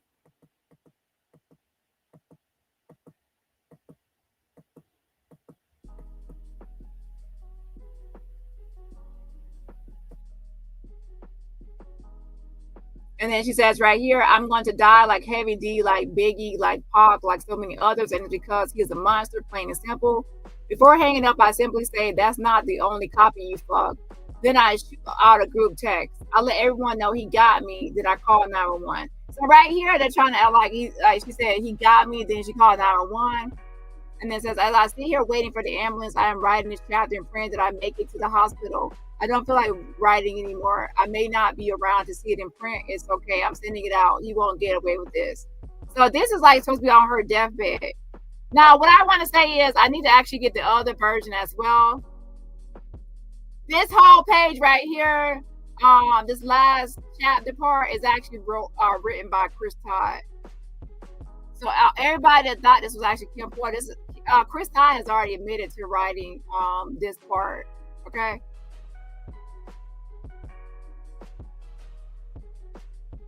But in both versions, they're acting like she died at the end of the book. And the problem is, if she's writing this book until the moment that she dies, or until the time she dies, that's a problem, because that would be 2018. She died in 2018, so she can't. She's writing the book until she dies. But the issue is that Shakira Stewart died in 2018, years before. So the person that will have to give Courtney Burgess the book is someone that's still alive in 2018. Again, the person that would have to give him the flash drive is someone that is alive and was still alive in 2018 when she passed away. Because you need somebody alive to give the flash drive. Somebody that's deceased cannot give a flash drive in 2018. And that's all I can say. If you don't get it, then yeah. So anyway, let's go ahead and get to the audio now. So in the audio, when I actually tell him, wait, Shakira Stewart was unalived, or he unalived himself in 2008. So, and then she passed away in 2018. So how can that be? That's impossible. He actually tries to dodge and want to get off the phone because he knows he messed up. And he's counting on people not to do the math and not to think about it, be analytical and logical to get that he's actually lying. And you have to say this: if he's lying about Shakira Stewart giving him this flash drive, which contains the book and everything else, the book is actually fake. Because why lie? And as I told y'all before, people like him, like Misha and Jag, will always use dead people and deceased people because they know that if they use somebody dead or deceased, they can no longer speak for themselves or fight for themselves.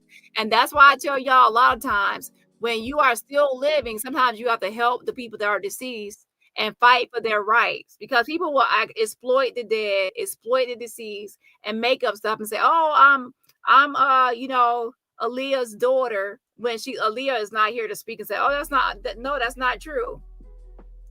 Do y'all actually believe that Aaliyah would have just, abandoned a child that's out here living? Legina's obviously not Aaliyah child. Shakira Stewart can't give a book that was still not even finished or complete to 10 years after he died. These liars don't even know how to lie right. If Courtney Burgess should have thought about somebody else that's possibly still living. But here's the issue. If he names somebody like Kimora that's still living, Kimora can go on IG and say, no, that's not me, it's fake. So if you name somebody that's still living, that person can speak out against you. However, if you name somebody that's deceased and no longer here, that person can't say anything. So you can lie on that person. His best bet was to lie and say somebody that died after 2018. He needs somebody that died after Kim Porter, not somebody that died before her, because now it doesn't make sense. Yeah, my phone is not ringing. I see you have a missed call though. So Adria English is the person that's connected to Courtney Burgess. So since she's the one connected to Courtney Burgess, I said, why not try to see if she can link me to Courtney Burgess so she can get him on the phone or connect us so I could do some sort of interview. So she set it up to where she was going to call me on three-way. That way she doesn't have to give me his phone number and not give him my phone number. She could just be like the middle woman, okay? So she called me. Child, my phone is not ringing. So I called back, and then that's when she goes ahead and now does a three-way call to Courtney Burgess. So with that being said, that's why now you're gonna see where we're picking up at is where she reaches out to Courtney and like does a three-way, and now we're on this three-way call. Oh yeah, I talked twice. Oh, okay, well anyway, you're on the line now. Did you see how Courtney's getting sued by Diddy? Yeah. So she starts out by saying, do you see how Courtney is being sued by Diddy? And yes, I was already aware of it. Yeah, I just sent that to you. Hold on, let me get him on the line. Okay.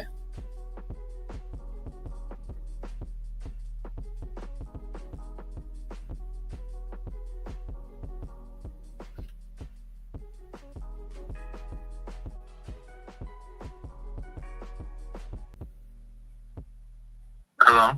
Hey, this Courtney. I got Danielle on the phone. I'm going to be quiet so you guys can talk, but I connected it. What's going on? So, I have a few questions about Jaguar, right? Because I think y'all have a beef, right? Y'all are beefing? I don't have no beef with Jaguar, right? Go ahead. Oh, okay. Well, you mentioned she's not going to be just talking about me.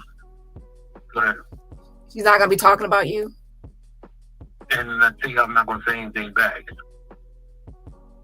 So my question is, do you really think that Jag has really real information on the industry? Like she's a real industry insider, or do you think that it's just a clout chase for her?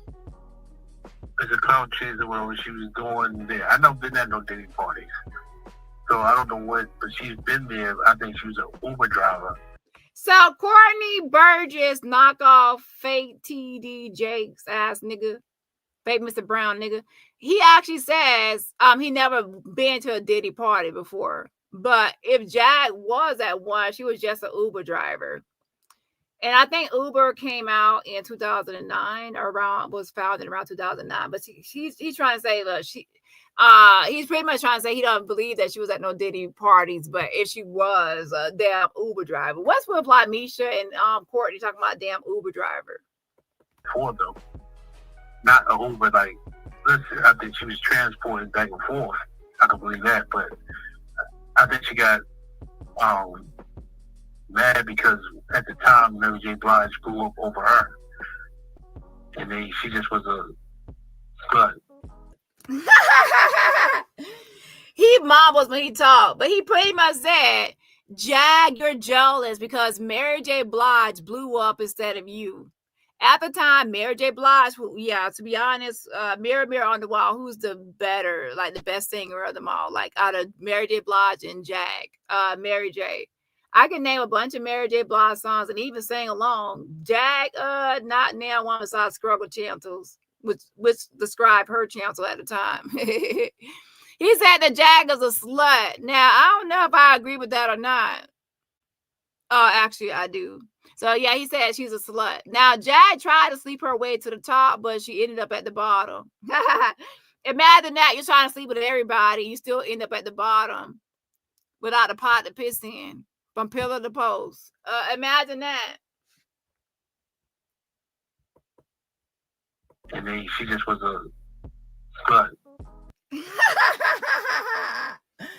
He said she was just a slut, child. Ooh, child. Imagine opening all your legs all them times. You open your legs and get you nowhere.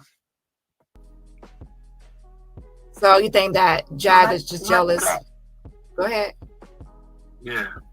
She's definitely jealous of me because lately I just heard an interview and she said that my dad was a pastor and used to molest me and I'm molesting my son. My dad was an LAPD sergeant and an ex-Air Force veteran, had a military funeral and burial, has never touched me. There's no molestation in our family, nor would I ever molest my own son. And that's what her latest interview said.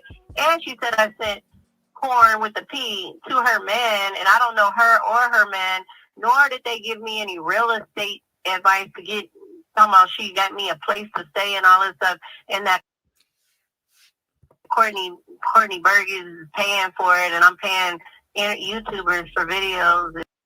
Now, let me say this. Jag has not posted one damn receipt. She said that Adria sent her over some corn to her man, but they didn't post no receipt on their Patreon or anything. They said, oh, we're going to post it on Patreon. I have eyes and ears everywhere, by the way. There was no posting anywhere. Like, there's not a receipt. So I believe that she did that when there's a receipt. And she said also that Jag lied about helping her with real estate.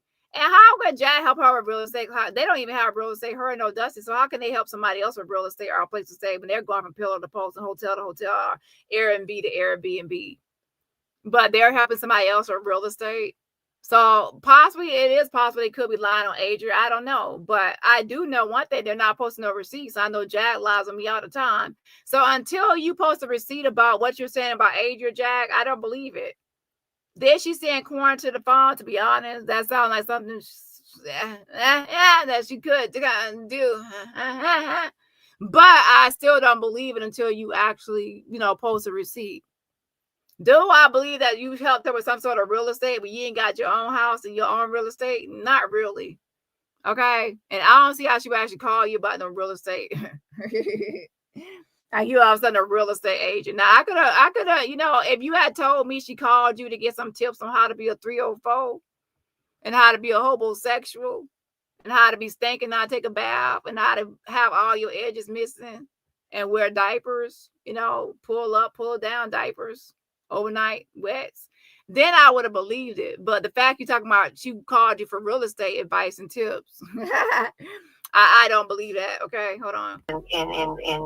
In interviews, I've never given a YouTuber. I know you're Adrian. No. Yeah, and Courtney has never given me $1. $1 would make her holler, though. $1 would make her holler. But she said that Courtney never gave her $1 to make her holler, child. So I don't know. But anyway, he said he never gave them money. Now, to be honest, everybody keeps on saying Courtney got long money. He rich. He got this. He got that. People are telling me, or they posted videos that he was charging $200 or $250 for interviews. You know what I'm saying? And then he'd be like, oh, I don't need the money. If you don't need the money, then do free interviews. The fact that you know what I'm saying? You obviously do need the money. I don't know what you're over there doing, Courtney. But the fact that you sitting there lying, saying you got a Kim Porter book, no telling what else you don't lie about. If you can exploit a black woman's death, pretend like you got a book from a dead man. So Shakira Stewart, a dead man, in 2018, a dead man, Casper Goes, that gave you a book in 2018. Okay, wait, let me correct myself, because if I say book, you'll be like, oh, flash drive. So Shakira Stewart, who died in 2008, gave you a flash drive in 2018. You can't even think of a good lie. If I was gonna lie, I would think of somebody that that was still alive in 2018, not somebody that died 10 years before. Okay. Yeah, I grew marijuana for Adrian. So he said he grew marijuana for her, some Mary Jane, some Kush. So yeah, so they are in some sort of business together to where they are trying to sell some weed or whatever, okay? And they got some weird names for it, okay? Right now my mod is telling me we are at 248 likes with 376 watching. Can I please have at least 52 more likes on the video? If you're just getting here, please support the channel for free by hitting that like button with 52 more likes. We haven't even sold it yet. We just grew it. We just growing it, and we haven't done made any moves. She's talking about we put 2C in the weed. She's the one that did online saying she smoked fentanyl weed. She's the one that is wanted by the police literally in Texas. Yes, Jag was always talking about Bobby's fentanyl weed. And yes, Jag has 2 warrants out of Dallas, Texas. And she is a fugitive on the run. She's the one that has the felony record. You guys can, the FBI just did a whole background check on me. And before this turned into an interview. Oh, yeah. So Courtney said, stop. Before this turns into an interview, let's stop and let's check things out. Because he realized, wait, this sounds like a damn interview already. This doesn't sound like just a conversation to talk about an interview. This sounds like an interview. So let's put a hold your horses. Let's put a stop on this real quick.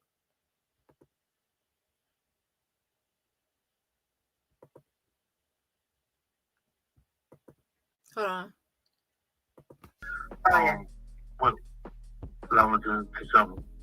What's going on? With Jaguar, right? I'm talking to you, not him. Yeah, so my question is, Chris Todd recently stated that you got the book. He doesn't want to do an official interview. I thought this conversation was just about you figuring out if he did want to do an interview. That's why I said I was going to call. Oh, okay. Yeah, I want to know if he wants to do an interview.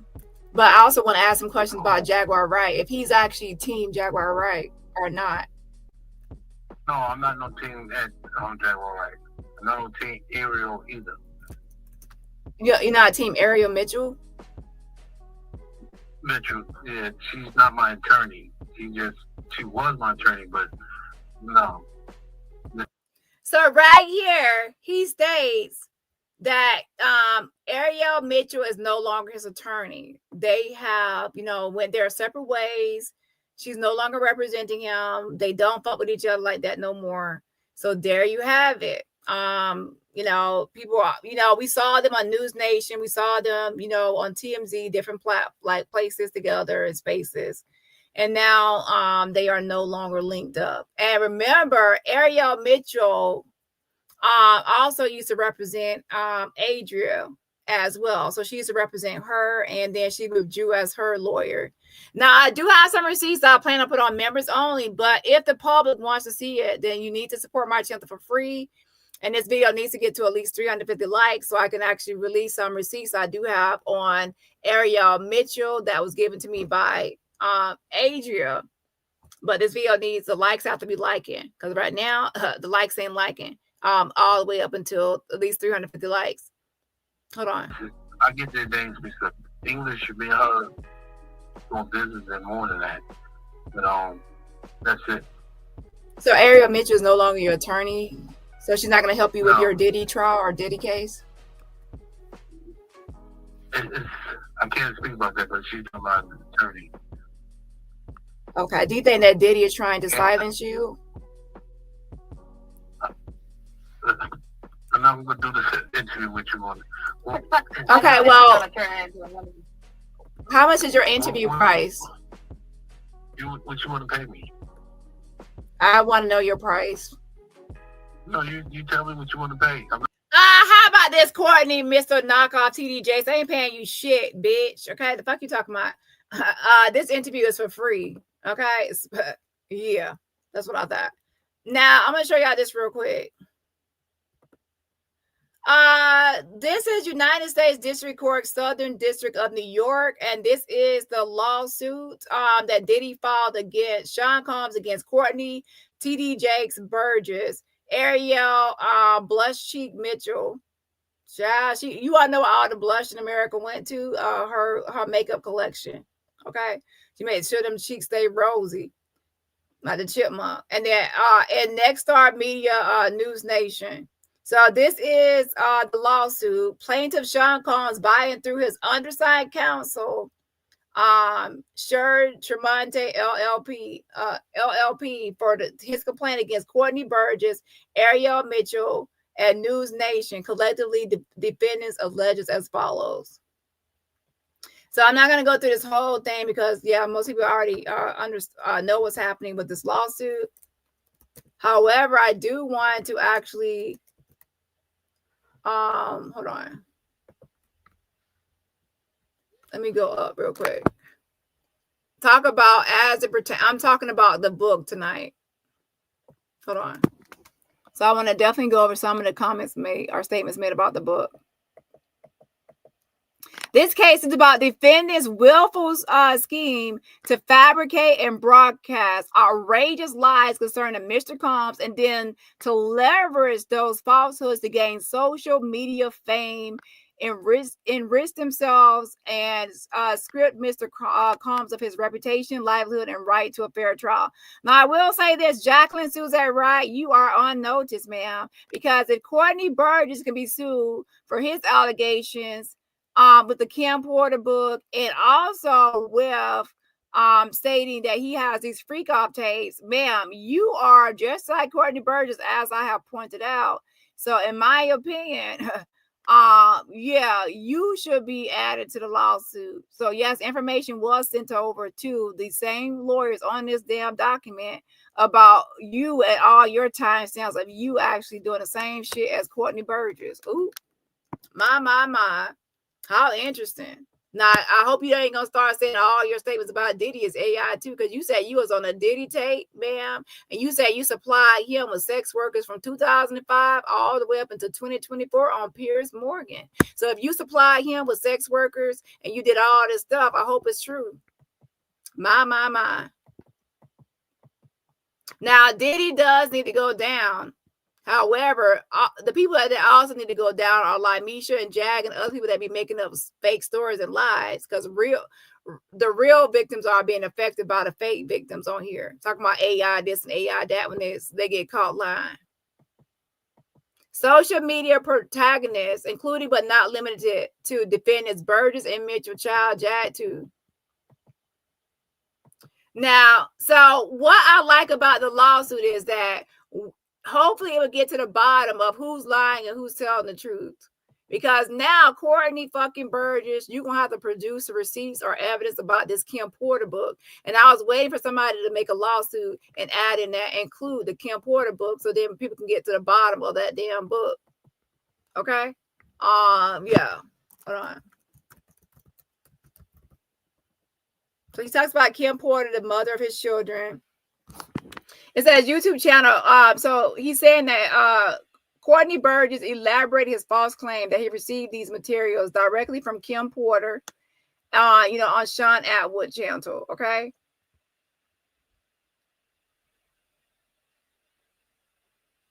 And he said that this stuff came from Kim Porter, those flash drives containing those freak off tapes, Diddy freak off parties and tapes, and then also the Kim Porter memoir.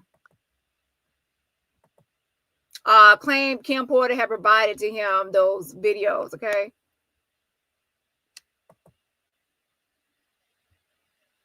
And it says, after the book was denounced by Miss Porter's family and others as a fake, Amazon pulled the volume from its website. Subsequently, Burgess marketed another equally false and defamatory version of the book titled Kim Porter Tell It All on a different website. And then that while it was taken down, then he put it up again recently on a different one. Burgess described the second version as R-rated in contrast to the earlier PG version of the fake memoir. Now, what happened was on my channel, I did a comparison. I compared the Tell It All Courtney Burgess version to the Kim Lost Words, Chris Todd the Fraud version to see what changes, if any, did Chris Todd make. I found changes, redacted things like Courtney Burgess' version had inaccurate, factual, historical stuff. Chris Todd did research and corrected some of the misinformation in the book. Secondly, Tell It All version has Snoop Dogg all through it, and no redactions to the Snoop Dogg. Kim's Lost Words redacted Snoop Dogg and put XXXXX. His name was redacted in a bunch of X's wherever Snoop Dogg's name was. And then the last thing is that another thing, Chris Todd removed the beginning part of the book, the prologue, and even the epilogue part of the book because he didn't want people to be confused, because he said it felt like another person was writing, like a woman, and he's trying to seem to imply it was Kimora Lee, who has now since said that the book is fake and she has no part in, I guess. So and then the main change, I want everybody to listen up and clear their ears out to hear. The last page of Kim's Lost Words, which is supposed to be her final last words on her deathbed, Chris Todd the Friar rewrote that entire last page. So if you look at that page and then look at Courtney Burgess' version, you'll see that Chris Todd got it and he wrote the ending all the way differently, entirely differently. And the reason he did it because he wanted to leave a cliffhanger, because their idea was to first put out a book and then write a movie. And if you actually write a movie and know about movies, you want to leave people on the edge of their seat or a cliffhanger at the end of a book to make it more dramatic and theatrical. So Chris Todd the Friar wrote the entire last page. Don't just believe me. Listen to his own mouth. Out of his own mouth, he said it twice and boldly, like who gonna check my boo, kind of bold. I wrote some of the book is my book. I wrote some of the book is my book. He said it twice.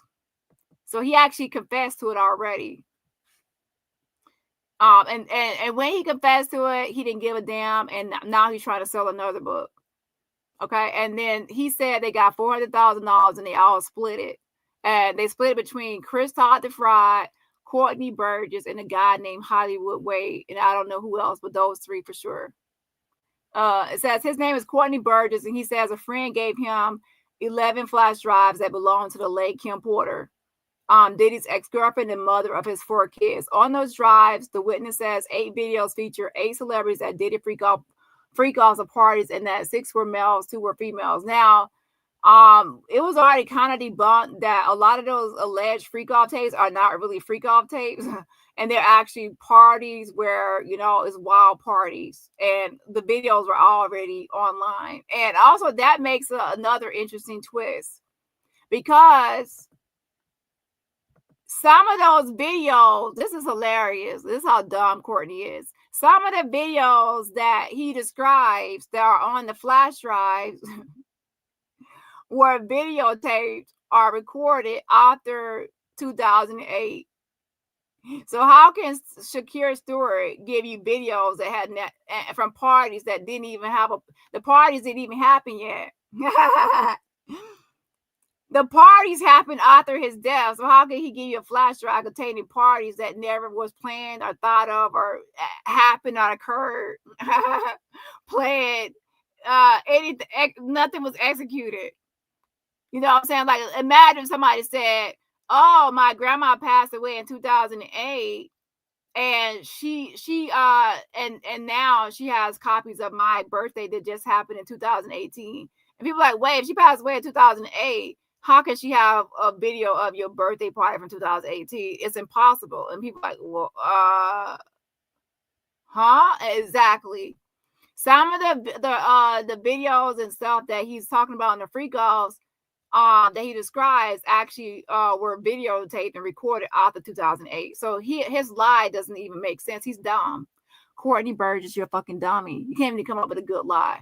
See, his idea was to say Kimora. He was hoping that Kimora wouldn't say nothing. He was hoping that Chris Todd the Friar and Matthew Cox would not reveal Kimora's name. He wanted them to keep it a secret and a hush, and he wanted it to be a mystery. He wanted them to keep on saying celebrity source or somebody close to Kim. He never wanted them to actually say a name. But too bad. Once they started saying the name, then Kimora came out and said it's fake and everything. And then now he's at Shakira Stewart. I think he hurried up and rushed to say Shakira Stewart, and he didn't do his research to properly see that Shakira Stewart passed away in 2008. So that wasn't a great idea. And that also explains why the book has historical information in there that's inaccurate. Whoever wrote the book did not do their research, so some of the facts in the book were actually wrong or misinformation, and that's why Chris Ty had to go behind Burgess and correct some of the information on Tupac and Biggie to make it factual. He didn't even do his research before writing junk in the book, and then Chris Ty had to fix it before he posted it as Kim's lost words. Ain't that right, Chris Todd the Fry? You had to correct the misinformation in the book because you realize that if it was posted with misinformation, people would be like, oh, no, that's wrong, because all those Tupac fans would have called it out like, wait, that's wrong, that's wrong. I know all about Tupac. That's why you had to fix it, right, Chris Todd, before it hit the shelves. So that's one of the things he did. He changed some of the information in the book to correct misinformation. And then he also wrote the entire last page, including the final words. So let's go back to this real quick. It says Burgess also repeated his false statements about the fake memoir. The host asked him, do you know if the notes from the book really were from Kim Porter? Burgess responded, yes, because I spoke to her probably like 6 hours before I received it. So he said right here, pay attention, folks. Burgess responded, yes, because I spoke to her probably like 6 hours before I got it. So you spoke to Kim Porter 6 hours before you got the book or so. She passed away in 2018. So you're trying to say you got the flash drive in 2018. She passed away in 2018. You say you got a flash drive in 2018. The problem is Shakira Stewart was not alive in 2018. Hello? Shakira Stewart was not alive in 2018. So how could he give you the book 6 months or even 3 months before Kim passed away in 2018? Your story is always changing, but you messed up by saying Shakira Stewart. In another interview, Burgess claimed that federal law enforcement seized the flash drives from his home. This too was false. And then Matthew Cox actually came out and stated that Burgess lied because Burgess told the feds that he threw away the flash drive. So when they questioned him about it, he said he threw it away. So that way people won't ask him about it because, oh, I threw it away. Again, people will disappear things and act like, oh, the house burned down with all the evidence. Oh, I threw away all the evidence. Oh, somebody stole the evidence. Oh, they stole the receipts. Oh, I can't tell anybody because they're going to unalive me. They're always going to make up some sort of excuse as to why they can't give a receipts or help with something. It says defendants eagerly, and then they're going to say, oh, I'm not scared. But then they're going to, they'll say, oh, I'm scared for my life because they're going to unalive me. And then the next day, oh, I'm not scared of nobody. They're like, I'm not scared of nobody. Come for me. I got my guns. I'm not scared of nobody. Oh, I'm afraid. The next day they're afraid. They either afraid or not afraid, depending on who they're trying to manipulate or what they're trying, their agenda or their narrative at the moment. And then they'll say, oh, I got all these receipts 1 minute. And then the next, the receipts have disappeared or something happened to the receipts. And then they'll have a witness. And the witness is always somebody a lot of times that's deceased or incapacitated or something. Okay, so defendants eagerly peddled these lies to enrich themselves. Burgess has profited from his fake Kim Porter memoir.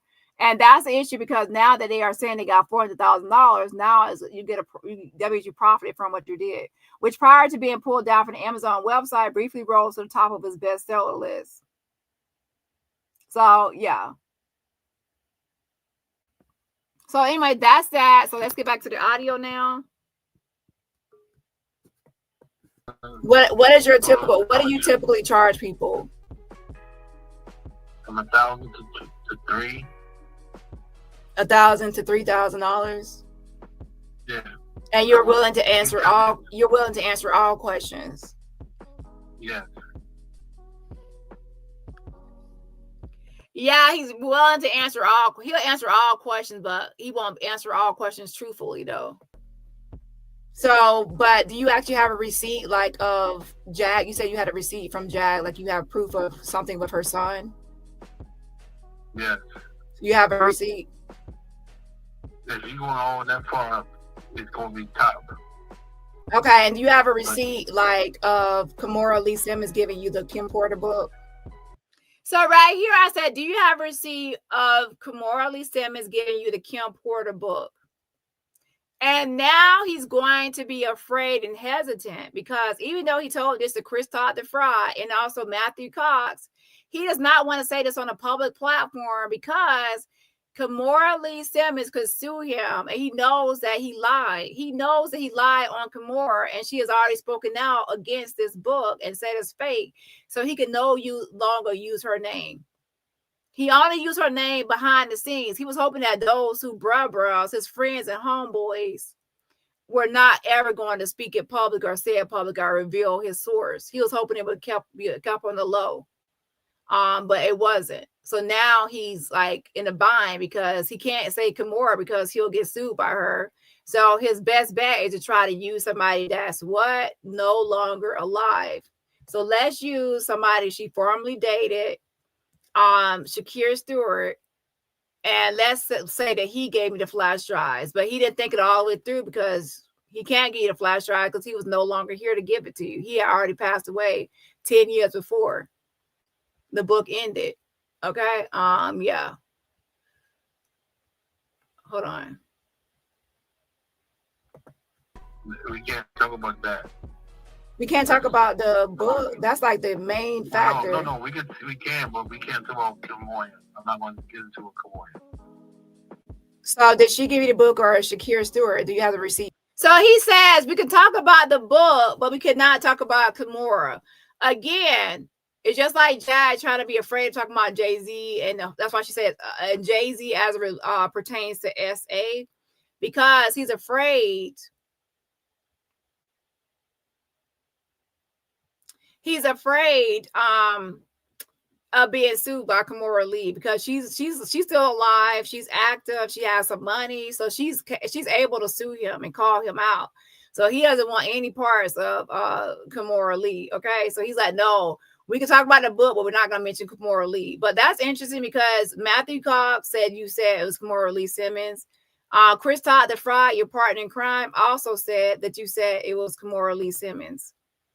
So how y'all are not on the same page, okay? So that's why these people are liars. Chris Todd the Fry is a liar. Hollywood Wade, you're in on this too. Yeah, I'm calling you out, Hollywood Wade, and also all y'all are trying to exploit Black women's death for profit, and then Courtney Burgess, all y'all in it, and then Amazon, you should never have released any money. And of course, you got your part of the share of the money too. The thing is, now that y'all got some of the money, now y'all people can say that you profited from the situation, and then they can sue you for those profits. Ooh, a mess.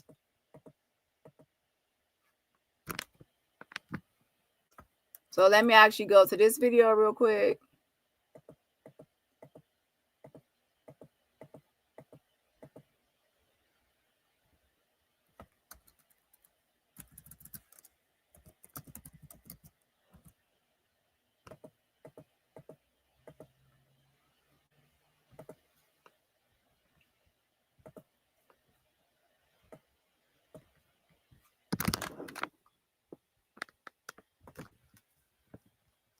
Because I like that you're still grinding out there. Thank you. Kimora Lee Simmons is the source of Kim's book. Okay? Wow. Now, the flash drives, the actual drives that the feds are chomping at and kicking people's doors in, those are from Kimora also. I don't know if you heard that last part or not. Ooh, somebody shut us off.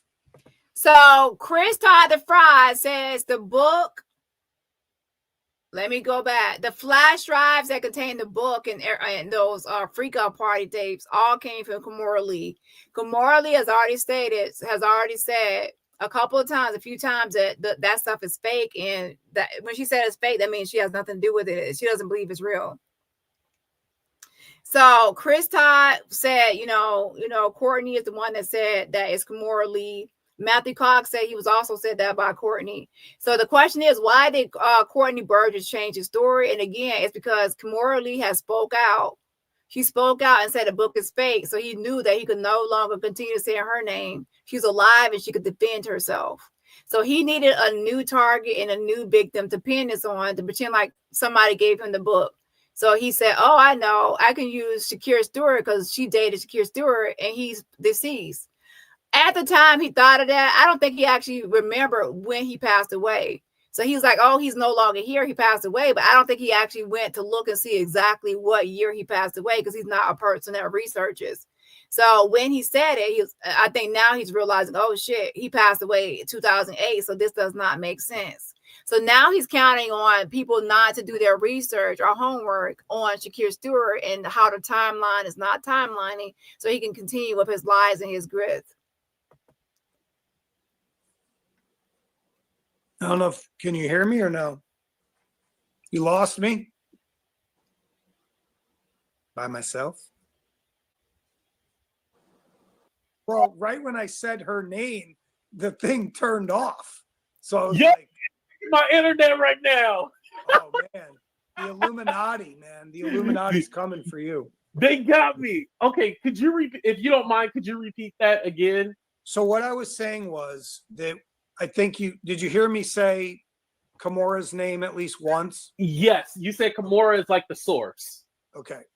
So basically the flash drives, the tapes, that's Kimora too. So what? So yeah. So basically, look, she has plausible deniability. Matt Cox already said her name on Sean Atwood when he wasn't supposed to. Courtney told Matt Cox this, so they already messed up. I never said her name. So the whole thing was that they were supposed to come out and say a celebrity source gave Courtney or somebody a book and flash drives that contain a book and these freak off party tapes, right? Freak offs. They were never supposed to say who the celebrity source was. That was supposed to be kept confidential and on the low, and nobody was supposed to know besides the people behind the scenes. Now that they are all beefing and they fell out, now Matthew Cox came out and said Kimora Lee is who he was told is the celebrity source. Courtney Burgess is mad at Matthew Cox for coming out and saying Kimora's name. And then now Chris Todd is also mad at Courtney Burgess, and those two don't get along. So now he's trying to out Courtney by bringing up Kimora's name. Says, guess what? He said the book came from Kimora. And the reason Chris Todd is doing this is because he's already gotten paid. He has already gotten paid. He got the money. So now he feels like he's free to talk more freely about Courtney and this whole business deal and arrangement and exploitation of Kim Porter. Okay, so y'all remember they said celebrity source, some A-lister celebrity source, or some celebrity source. They didn't want to tell us who the celebrity source is behind the book, because that was supposed to be a secret forever and ever and ever. But on Mad Day, people started talking. They did. Okay. Now, the drives and the tapes that the feds have because of Courtney Burgess, right? Okay. Mm-hmm. Kim took those, Kim Porter. So he's still trying to say Kim Porter. She took those things, those videos and this and that, put them on the flash drives and gave it to Kimora Lee, and Kimora Lee gave it to Courtney Burgess. Now, Courtney Burgess realized that this is not going to work with Kimora Lee because she's still alive. She's online. She's making posts. She's making statements that the book is fake. And now he realized, oh, shit, not only is she alive, but she will also make posts and she will also speak out against the book. And so I cannot use her as my alleged source. So now I need a new source. And now I'm going to say Shakira Stewart. And the problem with that was Shakira Stewart was not even he wasn't as like somebody they should have used at all. But Courtney is dumb. Let's go back to Courtney's video now. So basically, I want y'all to understand, Courtney Burgess told Chris Todd the Fry and Matthew Cox, a YouTube creator, that Kimora Lee Simmons was a celebrity source that wrote that epilogue and prologue of the book and gave him the flash drives containing Kim Porter's book. He said that to them. Once Kimora was speaking out, he has now changed it to Shakira Stewart, who passed away in 2008, which does not make sense either. Shakira Stewart. So Shakira Stewart gave you the book. Yeah. Of Kimora Lee Simmons giving you the Kim Porter. So, but do you actually have a receipt like of Jag? You said you had a receipt from Jag, like you have proof of something with her son. By the way, I'm throwing in questions about Jag just to be shady and also as a distraction. I want him to think that my questions are not just about the book. My main questions about the book and some questions about this whole him getting sued. But my main questions about the book and getting to the bottom of this book. I'm throwing in Jag as a way so he won't know exactly what my intentions are. Yeah. You have a receipt? If you're going all that far up, it's going to be top. Okay, and you have a receipt like of Kimora Lee Simmons giving you the Kim Porter book? We can't talk about that. We can't talk about the book. That's like the main factor. No, we can, but we can't talk about Kimora. I'm not going to get into a Kimora. So did she give you the book or Shakira Stewart? Do you have the receipt from either? Shakira Stewart. So I said, did she give you the book or Shakira Stewart? And the reason I said it like that is because I want him to be able to just say yes or no or whatever. So he said Shakira Stewart. Shakira Stewart, problem is he was not alive to give you the book. Shakira Stewart was not alive in 2018 to give you a book that contains the whole memoir from the time she started dating Diddy all the way until she died, because he was not around or alive when Kim Porter died to give you anything. So you messed up. Ooh. And also now you look even like a bigger liar because Chris Todd the Fry and Matthew Cox both state that you told them it was Kimora Lee, and then now you changed it to Shakira Stewart. Hold on. I think that he was hoping that his buddies would keep it a secret and that nobody ever would know who the secret person is, and it would all be a secret, so then they could just make money and whatever. And I don't think that he ever thought that anybody publicly would say Kimora Lee Simmons, but they did. So that now he feels like they're trying to work against him. Okay, hold on. Kirster gave you the book. Yeah. Oh, okay, because Chris Todd said Kimora, so that's like a. But that's Chris Todd. Chris Todd ended up with a setup. He told you he set me up from the FBI. So now he's trying to say Courtney Burgess saying that he feels like Chris Todd has set him up with the FBI. He's mumbling. He's a mumble. If he was a rapper, he would be a mumble rapper.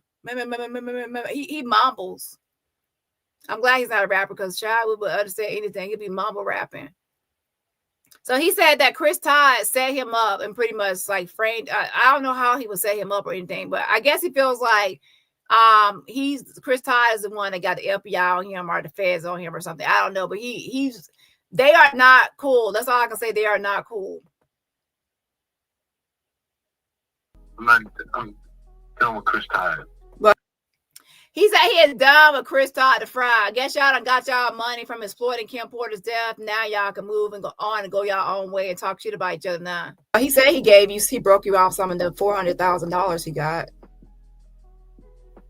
He gave me $400,000. That's what he told you? He said that he got $400,000 and he split it between you and Wade. He can't give me anything. We did a business deal. Oh, okay. So the business deal between you, Wade, and him, and then you split the $400,000. Right. So, as you can see, I threw in Wade's name because Wade is not a person that everybody hears about. So I said the business deal between you, Chris Todd, and Wade. I threw that in there because I wanted to see if Wade is still got a cut of the money. That was a sneaky question. And sure enough, Wade, you got some of the money too. So I don't know why you came out to try to expose Courtney Burgess when you only came out to try to expose him because you thought that Chris Todd rode off into the sunset with all the money and got paid. See, I think y'all was feeling like Chris Todd had the money, but lying and say he didn't have the money, and y'all felt like suspect about him. That's why all y'all started doing interviews. But now that y'all got the money, it has been split between Chris Todd the Fraud, Hollywood Wade, and Courtney Burgess. Hold on. So now I'm just piecing all this stuff together. Hold on. Okay. That's how many we sold. The book was banned after 3 weeks. Misspoke about, okay, look, we can be honest now because I'm grateful for you guys and the fans and everything. So he says we can be honest now. We can be honest now. Now that they got the money and the check has cleared and the money has cleared the bank, now he says he could be honest. Now, he already has stated he wrote some of the book. Now, I want to tell y'all this. Listen closely. The moment he said he wrote some of the book, he should have got a lot of backlash. But he realized that people that act like they didn't give a fuck. Not everybody, but for the majority of people act like they didn't give a fuck. Life went on. So, you know, he just, you know, kept on with his life. Now, he did come under one of my videos trying to threaten me. And it didn't work because yeah. But anyways. Now that he feels like he got the money, he feels free to talk. Okay. Everybody, we sold 30,000 copies. Okay. That's how many we sold. The book was banned after 3 weeks. Okay. Albie Shore cost us $500,000 by shutting our faucet off. Right. We lost $500,000. That's fact. Period. Now, I'll be honest, because I'm open. This is a new level of this stuff. We grossed $400,000. We netted $400,000. Okay. That's how much we made. That had to be divided by multiple people. I didn't walk with $400,000. Okay. There was multiple people involved. So you did split it. Okay. Because there was a rumor that you ran off with the money. No, everybody got paid. Okay. I'm not, bro. I'm not a punk. You think I want them banging on my door? Like they got paid. Yeah. He said, you think I want them banging on my door, aka Courtney and Wade? Okay. They definitely wanted their money. The people that we had to deal with, they got paid. It's over. It's done. We had a separate. And now y'all can try to rat on each other, right? Publisher. We had other people involved. Everybody got paid. Okay. But if my book was still up today, if that was still, it would still be selling right now. So a book you exploited Kim Porter and you admitted to writing some of the book. I'm glad it's down. I'm going to tell you right now, Kim's Lost Words is back up online, and you guys can go to my website. It's going to be up any. By no free promo for that fake ass book. Okay. And anybody still trying to buy a book when he admitted, with his white ass admitted to writing the last page, I guess you just want to waste your money. Because that last page, actually reread that book. You can tell that's like that somebody wrote that he wrote the last page, and he actually says, my book, I wrote some of it. If you still buy it, that's on you. Okay. Lord have mercy. I wouldn't. 1.5. Listen, whatever you want to decide, just say it. We can do it. So he actually confirmed, Courtney confirmed, as you can see, that they split the money. So it's not just Chris Todd saying, oh, he shared the money. He actually confirmed right here, you know, Courtney, that yes, they got some money and they split it. I would say about, so do you have proof from, I would probably pay like 1,000, but if you have receipts with like, do you have receipts of, listen, Courtney, knock off TDJ. You think I'm about to pay your bald-headed ass one penny? Okay, like y'all really think that I was somebody left a comment like, don't pay him no money, Dani. Like, you now come on. They had edited the comment author, but y'all know good and well I was gonna pay him no $1,000. Yeah, okay. Why'd I pay him $1,000 when I don't believe a word that comes out of his damn mouth unless there's other confirmations or whatever? Shakir Stewart giving you. Yes, I need at least, there needs to be at least 16 more likes on the video. Well, 18 more likes on the video. The book. It's not a book he gave me. Well, I mean, do you have proof that Shakir Stewart gave you the flash drive? Yes.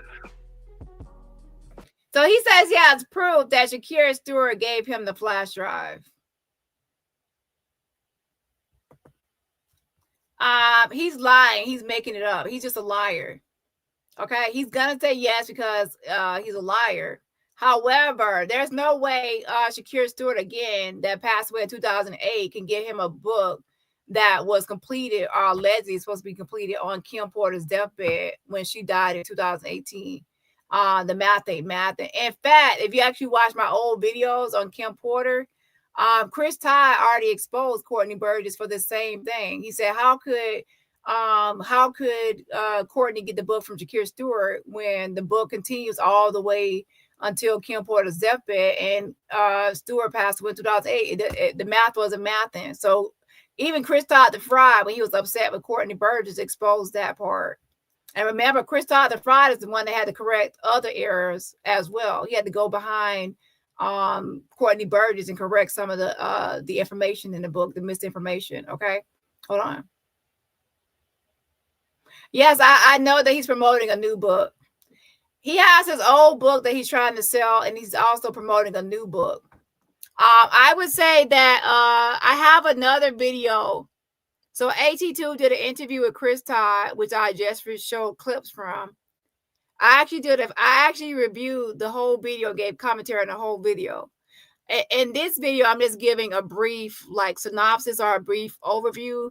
I'm not going to go over the whole video. Okay, so I would say to watch my other video where I actually give commentary on the full video, and I also discuss that he's promoting two books. One, his old book, Kim's Lost Words, that he says is back up. And also he's promoting a new book that he says is a follow-up to the Kim Porter book. But I'm shutting it off before he get into that, before he starts promoting too much. And would you show me the receipt before I send you $1,000? Yes, I will. Like a sample? Or how can I actually prove that you have the receipt before I send you my money and I get hustled? Because I ain't got time to get hustled. She would never introduce you to me if I was a hustler. I don't need your money, first of all. Okay, well, Shakira Stewart passed away, or he was unalived in 2008. So how would you get the book then? Right. How would you have the book if she passed away in 2018? No, that's what he didn't give me no book. You keep saying book. Listen. Well, the flash drive. How would you get the flash drive if he passed away in 2008 and Kim passed away? Listen. Just when you're ready, just call me, okay? Okay. Well, do you need the money before the lawsuit? Say it again. Do you need the money for the? See, he could not answer that question. He could not answer the question about the Shakira Stewart timeline. So he heard me try to switch the topic. And then he says, when you get the money about the interview, call me. And now I'm trying to keep him on the phone. So I switched to a different topic because he's about to hang up. And I switched to, of course, a topic everybody wants to know about is how does he feel about Diddy suing him or the lawsuit? So that's when I switched to the lawsuit questions. And I try to be funny and I say, oh, you're trying to get money for interviews so you can pay for this lawsuit, or you can get a lawyer to represent you for this lawsuit. Like Diddy suing you, right? So you need an attorney. I ain't worried about that lawsuit. You're not worried about it? Okay. So he says he's not worried about no lawsuit. And yes, I'm the hustler. I'm a hustler, baby. Just want you to know. I'm the hustler. Okay? Because, yeah, that was the interview. I got you to tell me who gave you the flash drive. And clearly, because everybody can hear you say Shakira Stewart. And I also got you to repeat it yes, you confirmed that Shakira Stewart. I also got you to talk about how Ariel Mitchell and you are not cool anymore because she's not even representing you as your lawyer. And also I got you to answer, you cleared Kimora Lee because you was blaming all this stuff on Kimora Lee behind the scenes. Now you have cleared, it says not Kimora Lee Simmons. And people in my inbox talking about Kimora Lee. I told you Kimora Lee gave the book, and now Courtney says that's not who it is. It's Shakira Stewart. Okay, and also I got you to shade Jag. I don't like Jag, and I like people shade her, no matter who it is. Oh shit! So with that being said, and how many minutes was that? So in about 8 minutes of conversation, I got my questions answered. I don't need nothing else from you about this Kim Porter book. Okay, you are exposed and debunked. Okay, yeah, Mr. Burgess. And to be honest, you better be glad you hung up the phone and you got the phone, because my grand finale was to go in on your ass. Okay, I was gonna call you to knock off TD Jakes, a bald-headed ass, lying ass, scum, bottom of the barrel, filthy jackass, lying, exploiting ass nigga, stink ass bitch. Okay, I was gonna say a lot of shit about your ass. Okay,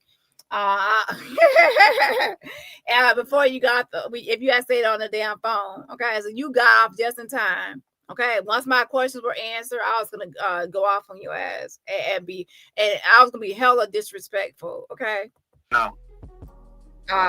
Well, that one they're gonna ask for evidence and proof of that you got the book. Okay.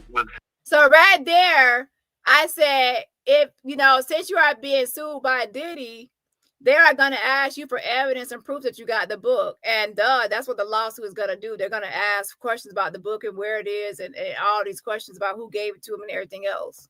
Now you went up to 3,000.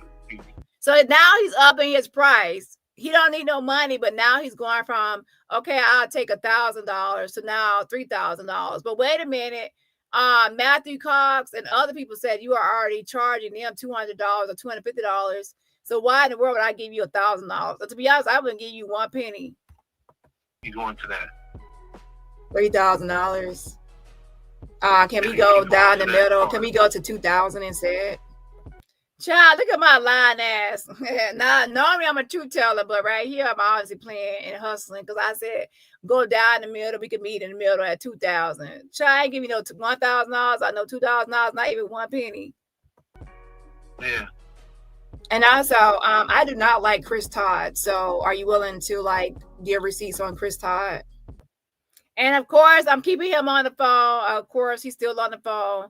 I don't like Chris Todd. And so, yeah, I want to see how him and Chris Todd are, and are they still cool beefing, or what's happening with these two. So I threw this question in there. And I also don't like Chris Todd. So if anybody can shade him, I like when he gets shaded, just like I like when Jack gets shaded. Because he said that Kimora gave the book. So are y'all friends now, or are y'all beefing? We beefing. He said we beefing. Chris Todd the Fry and Courtney Burgess beefing. Okay. Yeah, and also Ariel Mitchell. Those who don't get along anymore and they fell out. And yeah, I knew it wouldn't last anyway. Y'all beefing. Okay. All right, can you can get my number from Adriel. But can I say one more thing? Can I say one more thing? Hello, is he? He hung up already. I had one more thing to say. You're a little aggressive. You sound like angry. Well, I'll be honest. I am angry because he exploited Kim Porter. He exploited Kim Porter. He's a fake imposter. He did not have the book. He does not have any receipts. He's an imposter. I don't know about any of that. I met everybody when I did Lionel B. So it's not like I've only known him since doing my interview with Lionel B. So it's not like I know him. Well, I would keep a little bit of a. Go ahead. I put him on the phone. I just put him on the phone with you because you asked. But I'm just telling you, you're a little aggressive, a little Because I don't like Courtney. I'm sorry, I don't like Courtney Burgess. He exploited Kim Porter, Black woman's death for profit. He does not have a real book. Oh, okay. Well, I didn't know that. I'm just connecting, thinking you wanted to ask him some questions. But if I knew you didn't like him, I might not have necessarily connected it because you came off very mad or upset right from the beginning. So it's that's not going to make somebody open up and answer. You can't bully or force somebody to talk to you or answer your questions. If you would have been a little nicer, maybe he already answered a lot with the way you were talking to him. But I'm just saying, I ain't never had you on the phone before. You were kind of mean. Well, I appreciate you connecting us, but you probably should have watched more of my videos. I cannot stand Courtney Burgess, and he should know that by now. I cannot stand him. I hate him. He's an exploiter. You got to do your research. before you go to a content creator's platform and let them interview you, watch some of their videos. If you go through my videos, you'll see Courtney Burgess negative videos, unfavorable videos. You'll see a petition. You'll see posts saying to report his ass. Petition against the Kim Porter book. Okay, you'll see Chris Todd the fraud. Okay, my channel is obviously anti Chris Todd, anti Courtney Burgess. So y'all didn't do y'all research on my channel. Ooh, sounds like a personal problem to me. So yeah, check out the channel before you go interviewing on it, hopping on it.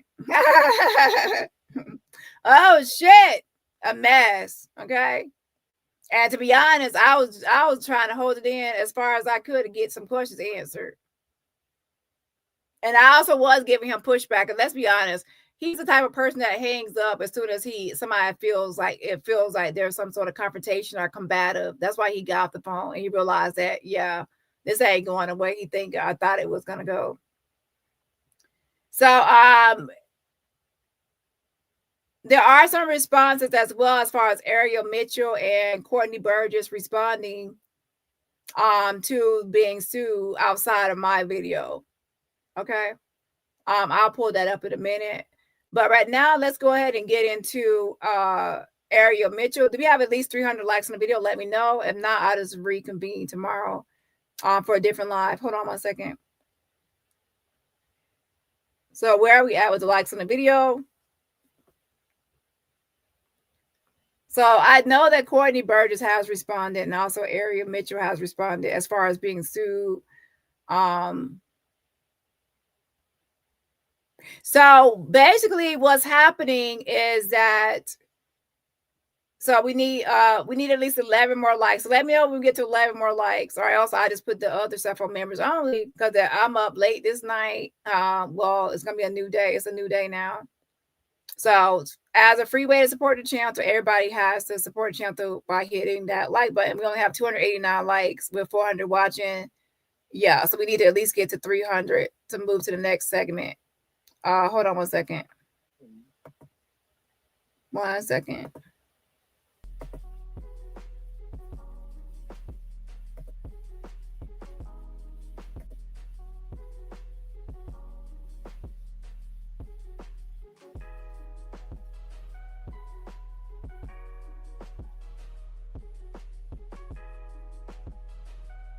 Okay. Yeah, somebody sent me something that, the whole Miss Outlaw people, and they all might make up. Now, with one of the videos, it was taken down. So once it was taken down, it's a possibility people make up. And to be honest, with this sort of thing, if the whole thing is to try to take down Shelly Carter or get, Allie looked into and checked on, then obviously people should think about the greater goal or the greater objective. But child, this is a mess. Okay. Hold on 1 second.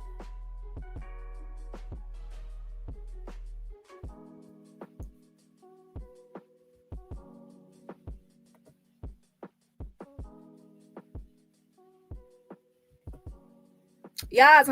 Okay, I'm still trying to pull up this other stuff, so just give me a second.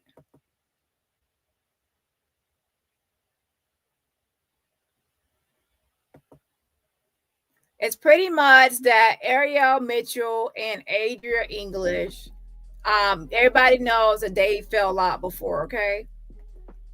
And that they withdrew. So I'm going to go over those documents. Okay, hold on.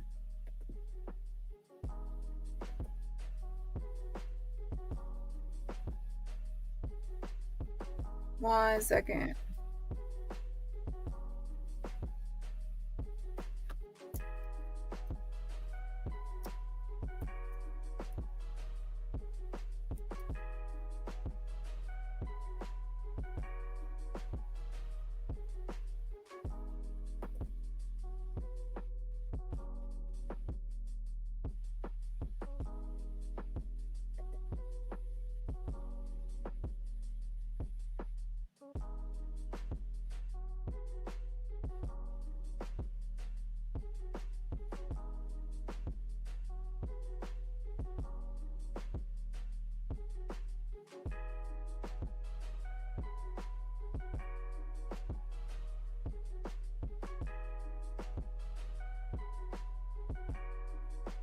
So with Jag, I would say you need to actually post receipts of the stuff with Adria English, as far as your allegations about sending your man corn and also real estate stuff. Where's the receipts? So you know you like to record everything, including conversations and things. So it'd be weird if you don't actually have any receipts of the stuff you're saying or stating.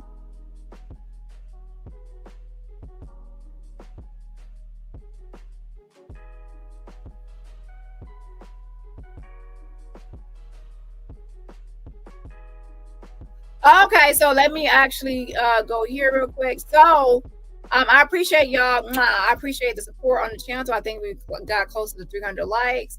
So did y'all know that Ariel Mitchell at one point had actually sent Adria English a cease and desist letter? Yeah, so she actually sent her a cease and desist before. And let's go here real quick.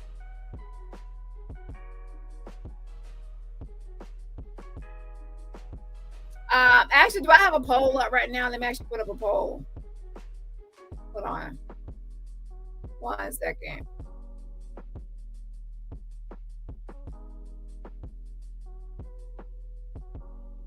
Yes, I appreciate. I knew y'all love me. Okay. I think some people are just behind the live. Some people are behind the live. They got here late. And I got here late. I had to restart. And also, some people already hit. If you already hit the like button in my last live, you have to hit it again because I had to restart my live. So some people might think you already hit it, but you didn't because I had to restart. Okay. Hold on. Okay, so let's go over the cease and desist letter real quick.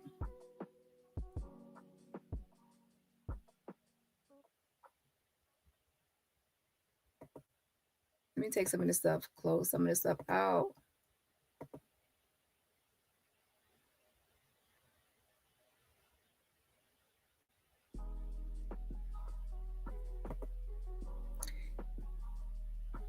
So Adria English was being represented by Ariel Mitchell, and everybody knows that at one point she withdrew.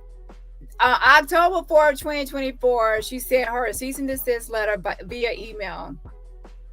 Dear Miss English, it has come to my attention that you are defaming me to others, as well as posting about me on your IG page, calling me a weird bitch. Y'all know Adria like say weird. She like say weird all the time. Speaking about my appearance and calling me an extortionist. So she wanted to send her a cease and desist because of this, calling me a weird bitch, speaking about my appearance and calling me an extortionist. You are making defamatory posts about me and making defamatory statements to others about me, including to other attorneys and professionals. Further, it has come to my attention that you are a habitual drunkard. Oh, child, why you, girl? I was like, you should have said this to me. I didn't read this ahead of time. Oh, Lord, I didn't read this beforehand. Yikes. Y'all, listen. Wait a minute. Maybe I should have, child, I don't think you should have probably wanted this posted. From now, I gotta read stuff before I go live. I'm like, what the fuck?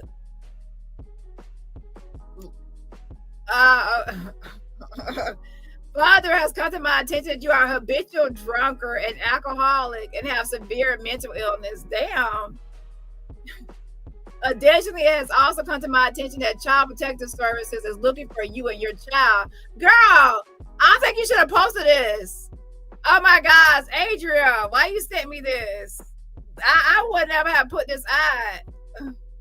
Oh my gosh, girl, this I would have kept this to myself. There are some receipts that you keep to yourself because it might have a ping pong effect where you think it's affecting the other person, but it's like a frisbee and it comes back at you. Yeah, Lord, you sent it, child. The goal was to expose Ariel Mitchell, child. Not,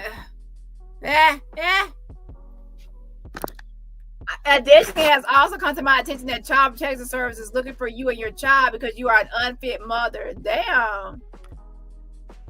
This will be your only warning that if I hear that you are continuing to defame me in the manner you are, any manner, I will sue you as well as defend myself. I demand you take down the post that you have already posted about me within 24 hours. And if you refuse to comply, you have been warned and action will be commenced. Damn. Oh, shit. This is not like a typical cease and desist letter. A typical cease and desist letter does not have all this stuff in it. This seems like a get back at your letter or something, child. I was expecting like cease and desist, child. This trying to expose letter or something, child. A mess, like, child. Y'all really ended. Yeah, like, yeah. This is kind of like what lawyer. Now, Hollywood, you said what type of lawyer was sending this? We clearly can see what type of lawyer Ariel Mitchell is. Yeah, Ariel Mitchell's. Yeah, we already know what type of lawyer. Oh shit. Okay, it says this will be your only warning. So this will be your only warning. So that, and then she had the nerve to put her, you know, Ariel Mitchell kid, Esquire. Child, Lord have mercy. Yeah, it definitely was personal. Oh my God. Okay, so let's go see what else is right here. Hold on. My child. A mess. Now, I did download it, obviously, and watermark it, but I didn't read it ahead of time. I thought it was gonna be like a typical cease and desist. I didn't know it had all that.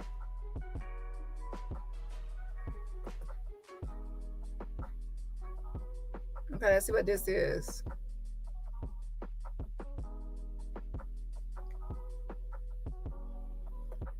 So this right here is a letter of withdrawal as an attorney. Letter of disengagement and withdrawal. This letter is written on behalf of both of your former attorneys, Ariel Mitchell Kidd Esquire and Stephen A. Metcalf II Esquire.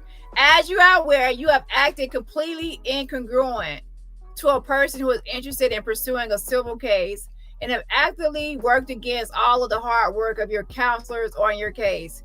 You are also aware that your self-destructive behavior and baffling antics has caused both of your attorneys to resign, as well as your public relations manager, Diane Torrin, to also resign. Further, the court has issued deadlines of October 1st, which we have requested an extension on your behalf, and imagine the court will grant an extension given the circumstances. I received a call from attorneys at a new law firm in California who you contacted to represent you. While it is not evident they have taken you on as a client to date, I am sure you do not oppose your former attorney's withdrawal from your case, as you have taken steps to hire new counsel. As it relates to my original file, I will not provide you or anyone else anything until I am paid for my services to date, as well as being compensated for the cost of reproducing the file to you and the liquidated damages for your breach of the September 24th, 2024 agreement. If you are interested in my client file, I will provide both payment in full for my services. I would require both payment in full for my services, as well as the cost to reproduce the file. Given your financial situation, I am sure you are unable to pay, but as such, you will receive a final bill within 30 days of this letter for services provided through the date of termination, as well as a healthy lien being filed on the matter filed with the New York Southern District. In the event you pay the bill for service as well as the cost to reproduce the file, only then will it be made available to you. In addition to this letter is our motion for withdrawal has been filed along with a motion for extension of time. Contained within our motion is a request for an ex parte hearing, as well as a lien against this case if this or any other case proceeds. If this case or a future case is to proceed, please note that the look-back law that allowed for your case to be filed in the first place expires on March 1st, 2025. As a last bit of advice, you have conducted several interviews that undermines your credibility and questions your sanity. Ooh, yeah. On September 4th, 2024, you did a YouTube interview with All Access Media that was defamatory. And if any one of the defendants or any of the other individuals you defamatorily discussed in the 2+R interview ever discovers this interview, you will be sued beyond any recovery you would have hoped to receive in your case. Additionally, you conducted an interview with TMZ on September 26, 2024 that was so defamatory and incoherent, TMZ did not publish the footage and called you nuts. Child. Then to add insult to insanity, you shot the video again to TMZ for a mere $1,500, making defamatory comments about things you have no knowledge about. It has also become evident that you are making false statements to your new attorneys regarding your claim that you never made prior, which you are taking from things being currently reported in the news. Oh, shit. Wait. False statements to your attorneys regarding your claim that you never made prior, which you are taking from things being currently reported in the news. She's trying to accuse her of taking stuff from news, like making up stories, like stories that are currently happening that she's adding that on or something. Based on the behavior over the recent weeks, we do not believe you are a credible witness against the defendants and seem to be suffering from severe mental illness. We will be alerting the court. We will be alerting the court to our beliefs in an ex parte meeting. We believe if you continue this case any further, it will lead to serious consequences for you financially and legally. I would implore you to quit while you are behind. Hey, not while you're ahead, but behind. I personally am very concerned for your overall well-being and mental health. I hope you take the time to prioritize your mental health before pursuing this case any further.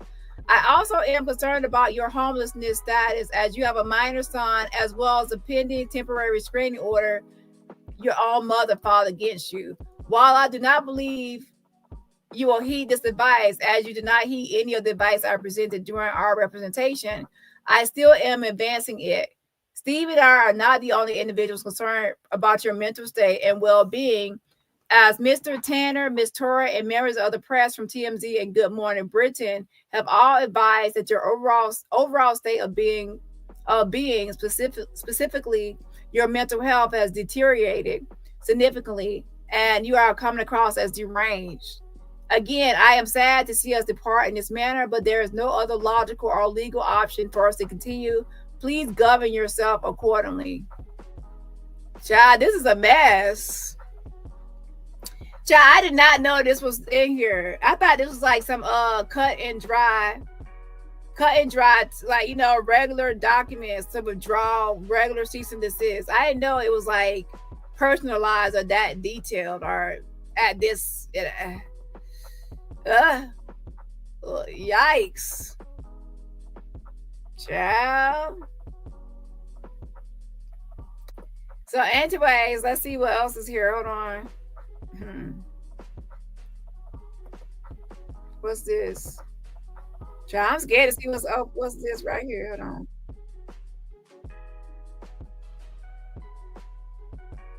Okay, that's just a regular motion to withdraw that was already filed with the courts. I already went over that before. So let me see the last one. Well, not last. Last is in the PDF.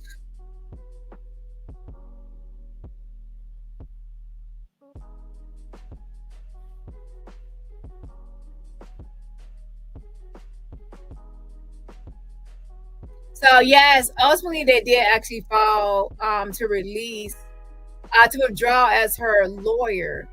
However, they did not state the specific reasons because they said they didn't want to mess up her from having any other legal representation.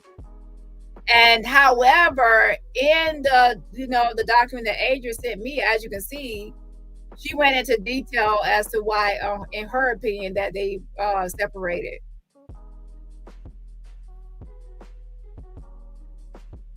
And of course, Adria has her own side of the story as to why she feels they separated.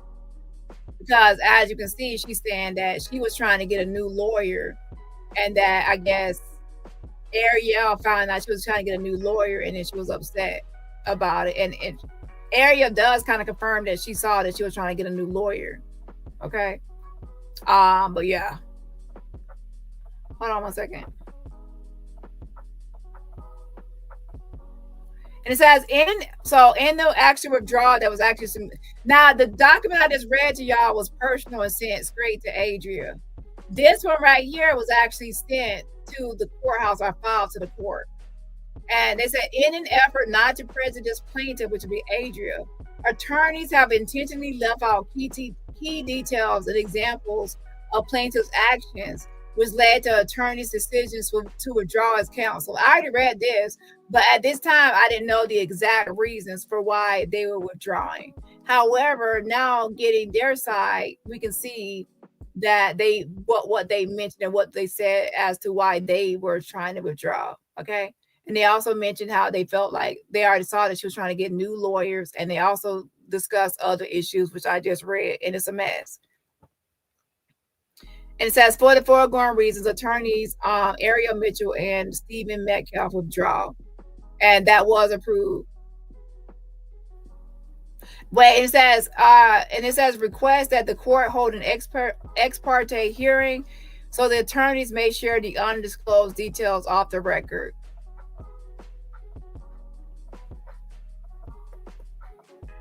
Okay.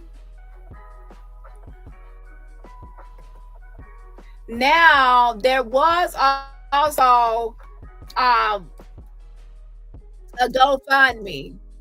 So Ariel Mitchell actually created a GoFundMe for Adria, and they collected so far $100.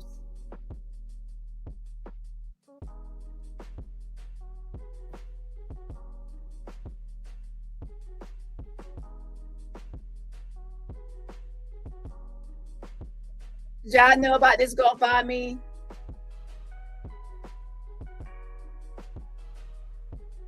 United States District Court, Southern District of New York, gave that's the case. It says, stand with Adria English against injustice. $100 was raised. And as you can see, it says Ariel Mitchell is organizing this fundraiser. So there was a GoFundMe as well.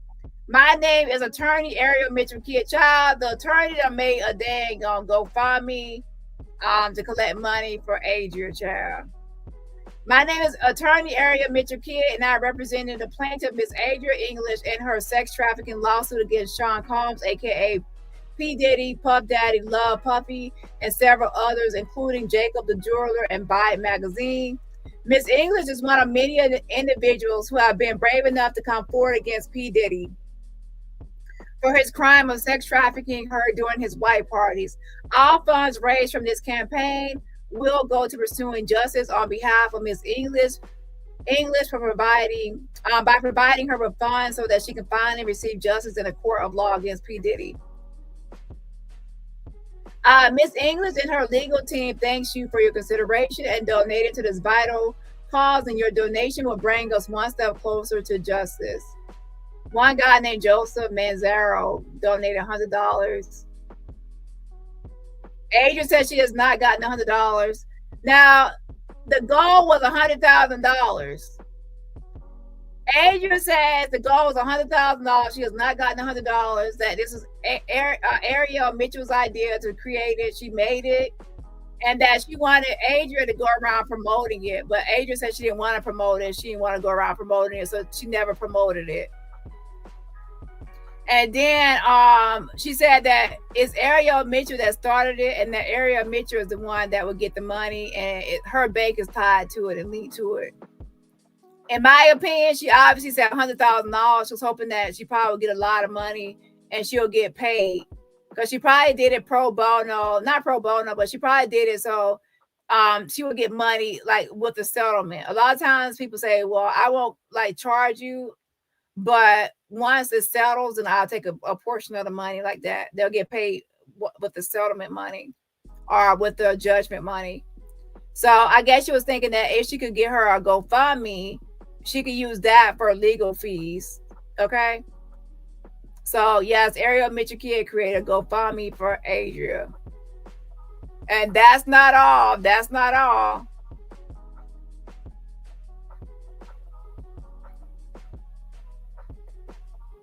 Hold on. Yeah, I'm sleepy now. I done got sleepy. I did a long, late live. Hold on.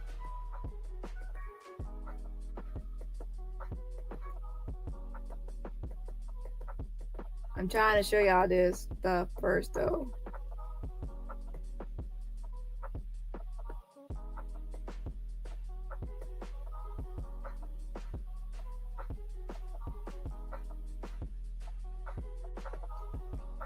So she also had Adria sign a contract. She had her sign a contract, and the law office of Ariel Mitchell, she sent her $1,000 via Zelle. So yes, Ariel Mitchell actually did at one point gave her $1,000, and they signed some sort of a contract. And what you say? Oh, what type of contract is it? There's 411 watching. We already reached 300 likes. Can we at least get the video to 325 likes? If you're just now getting here, make sure you support my channel for free just by hitting the like button. Wait, do I have a poll up? Let me see if I have a poll. I think I actually put a poll up when I first started. Yeah, I did.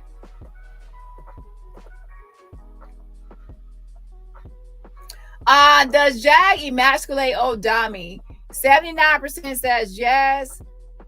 6% says no. 6% says sometimes, and 8% says still thinking about it. There you have it, Jag and Dusty. 405 votes, and 79% says yes, that you know you emasculate. She emasculates you.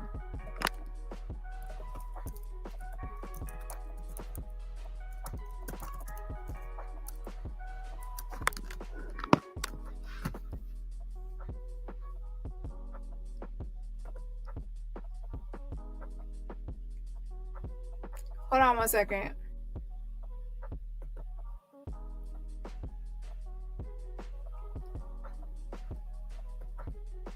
So there is she said that. So let's see what the contract has, okay? So let's read over the contract.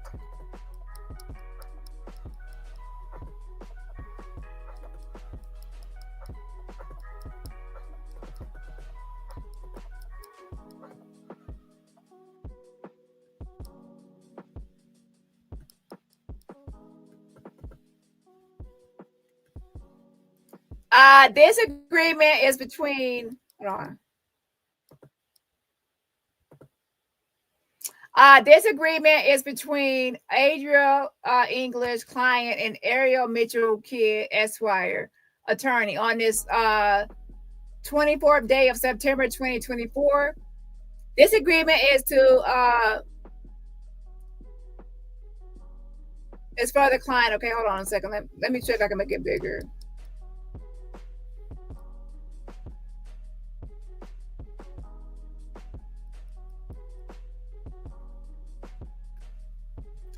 Client is not to engage with any member of the media without attorney present. Client is not to engage with anyone for public relations PR until client's case has been fully adjudicated in the New York Southern District. Client has the ability to cursory work with Diane Tarrant. However, client cannot do any work with Diane Tarrant without prior approval from attorney before any work statement or appearance is made. For the client represents, she will not enter into any agreement with anyone for PR services that has not been approved by attorney. Client will not make any statements to any member of the media without attorney present or consent from attorney to do so. Client will not make any arrangements for interviews with any member of the media without attorney present or prior consent from attorney. Client will not take any phone calls from any member of the media and will immediately direct all media to contact attorney. Client will add attorney as point of contact on all social media accounts maintained and controlled by client. Client will agree to following attorney's advice on matters regarding giving statements and interactions with members of the media. And client will not hire any additional parties. Examples like manager, security assistants without the agreement revised by attorney. Attorney should have up to 3 weeks to review and amend any such agreement on client's behalf.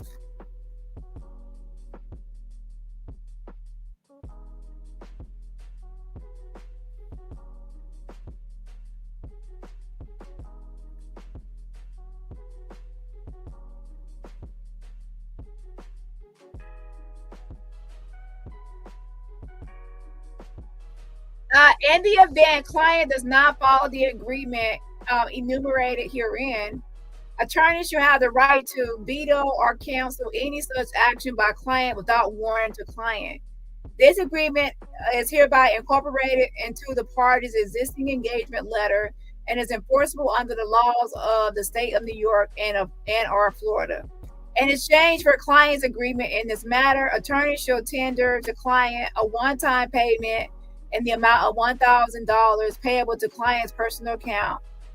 If client dissolves its representation with attorney prior to conclusion of client's pending litigation in the Southern District of New York, client shall owe attorney an amount of $10,000 in liquidated damages.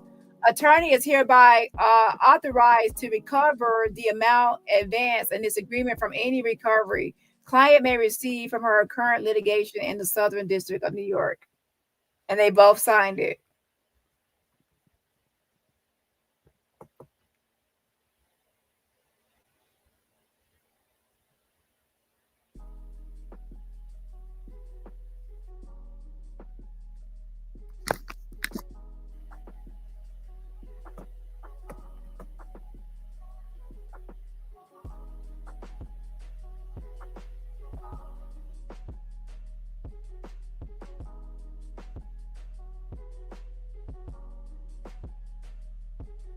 Hold on 1 second.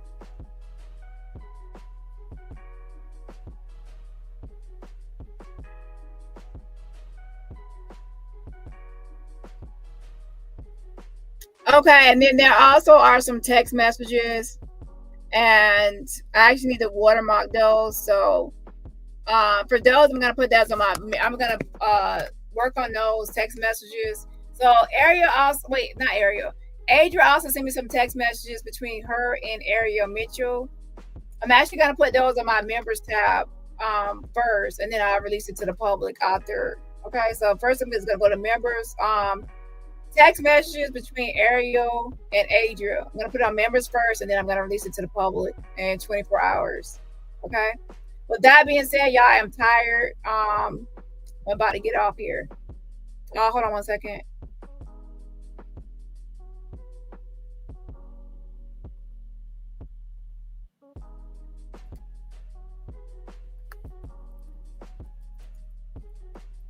So that's pretty much what happened with Ariel Mitchell. And so I think that was like a unanswered questions. What happened between Ariel Mitchell and Adria English as far as their split, and what were some of the reasons given. Yeah, so that was pretty much what was happening between those two. And they have a bunch of text messages. They were going back and forth, having some conversations. And there's one text message I remember where she shaded Gloria. So Ariel Mitchell is a lawyer, and she shaded Gloria Artrad, who's also a lawyer representing Diddy clients. She said something about she's desperate for clients or something. She shaded her. Okay, so I'm gonna post that to the members tab, and then in 24 hours it'll be publicly available for everybody. Just make sure for the public, for members only content, you have to support the channel for free just by hitting the like button. And with that, happy Friday. It's Friday now, and yeah, happy Friday. And Courtney Burgess is Give It Up. You Are Exposed, pretty much. And Shakira Stewart could not have given you the book based on the timeline. The timeline ain't timeline, man. Okay, Chris Todd, the fraud. Well, to be honest, y'all, they got the money, but what's the point of getting the money if now people might sue you?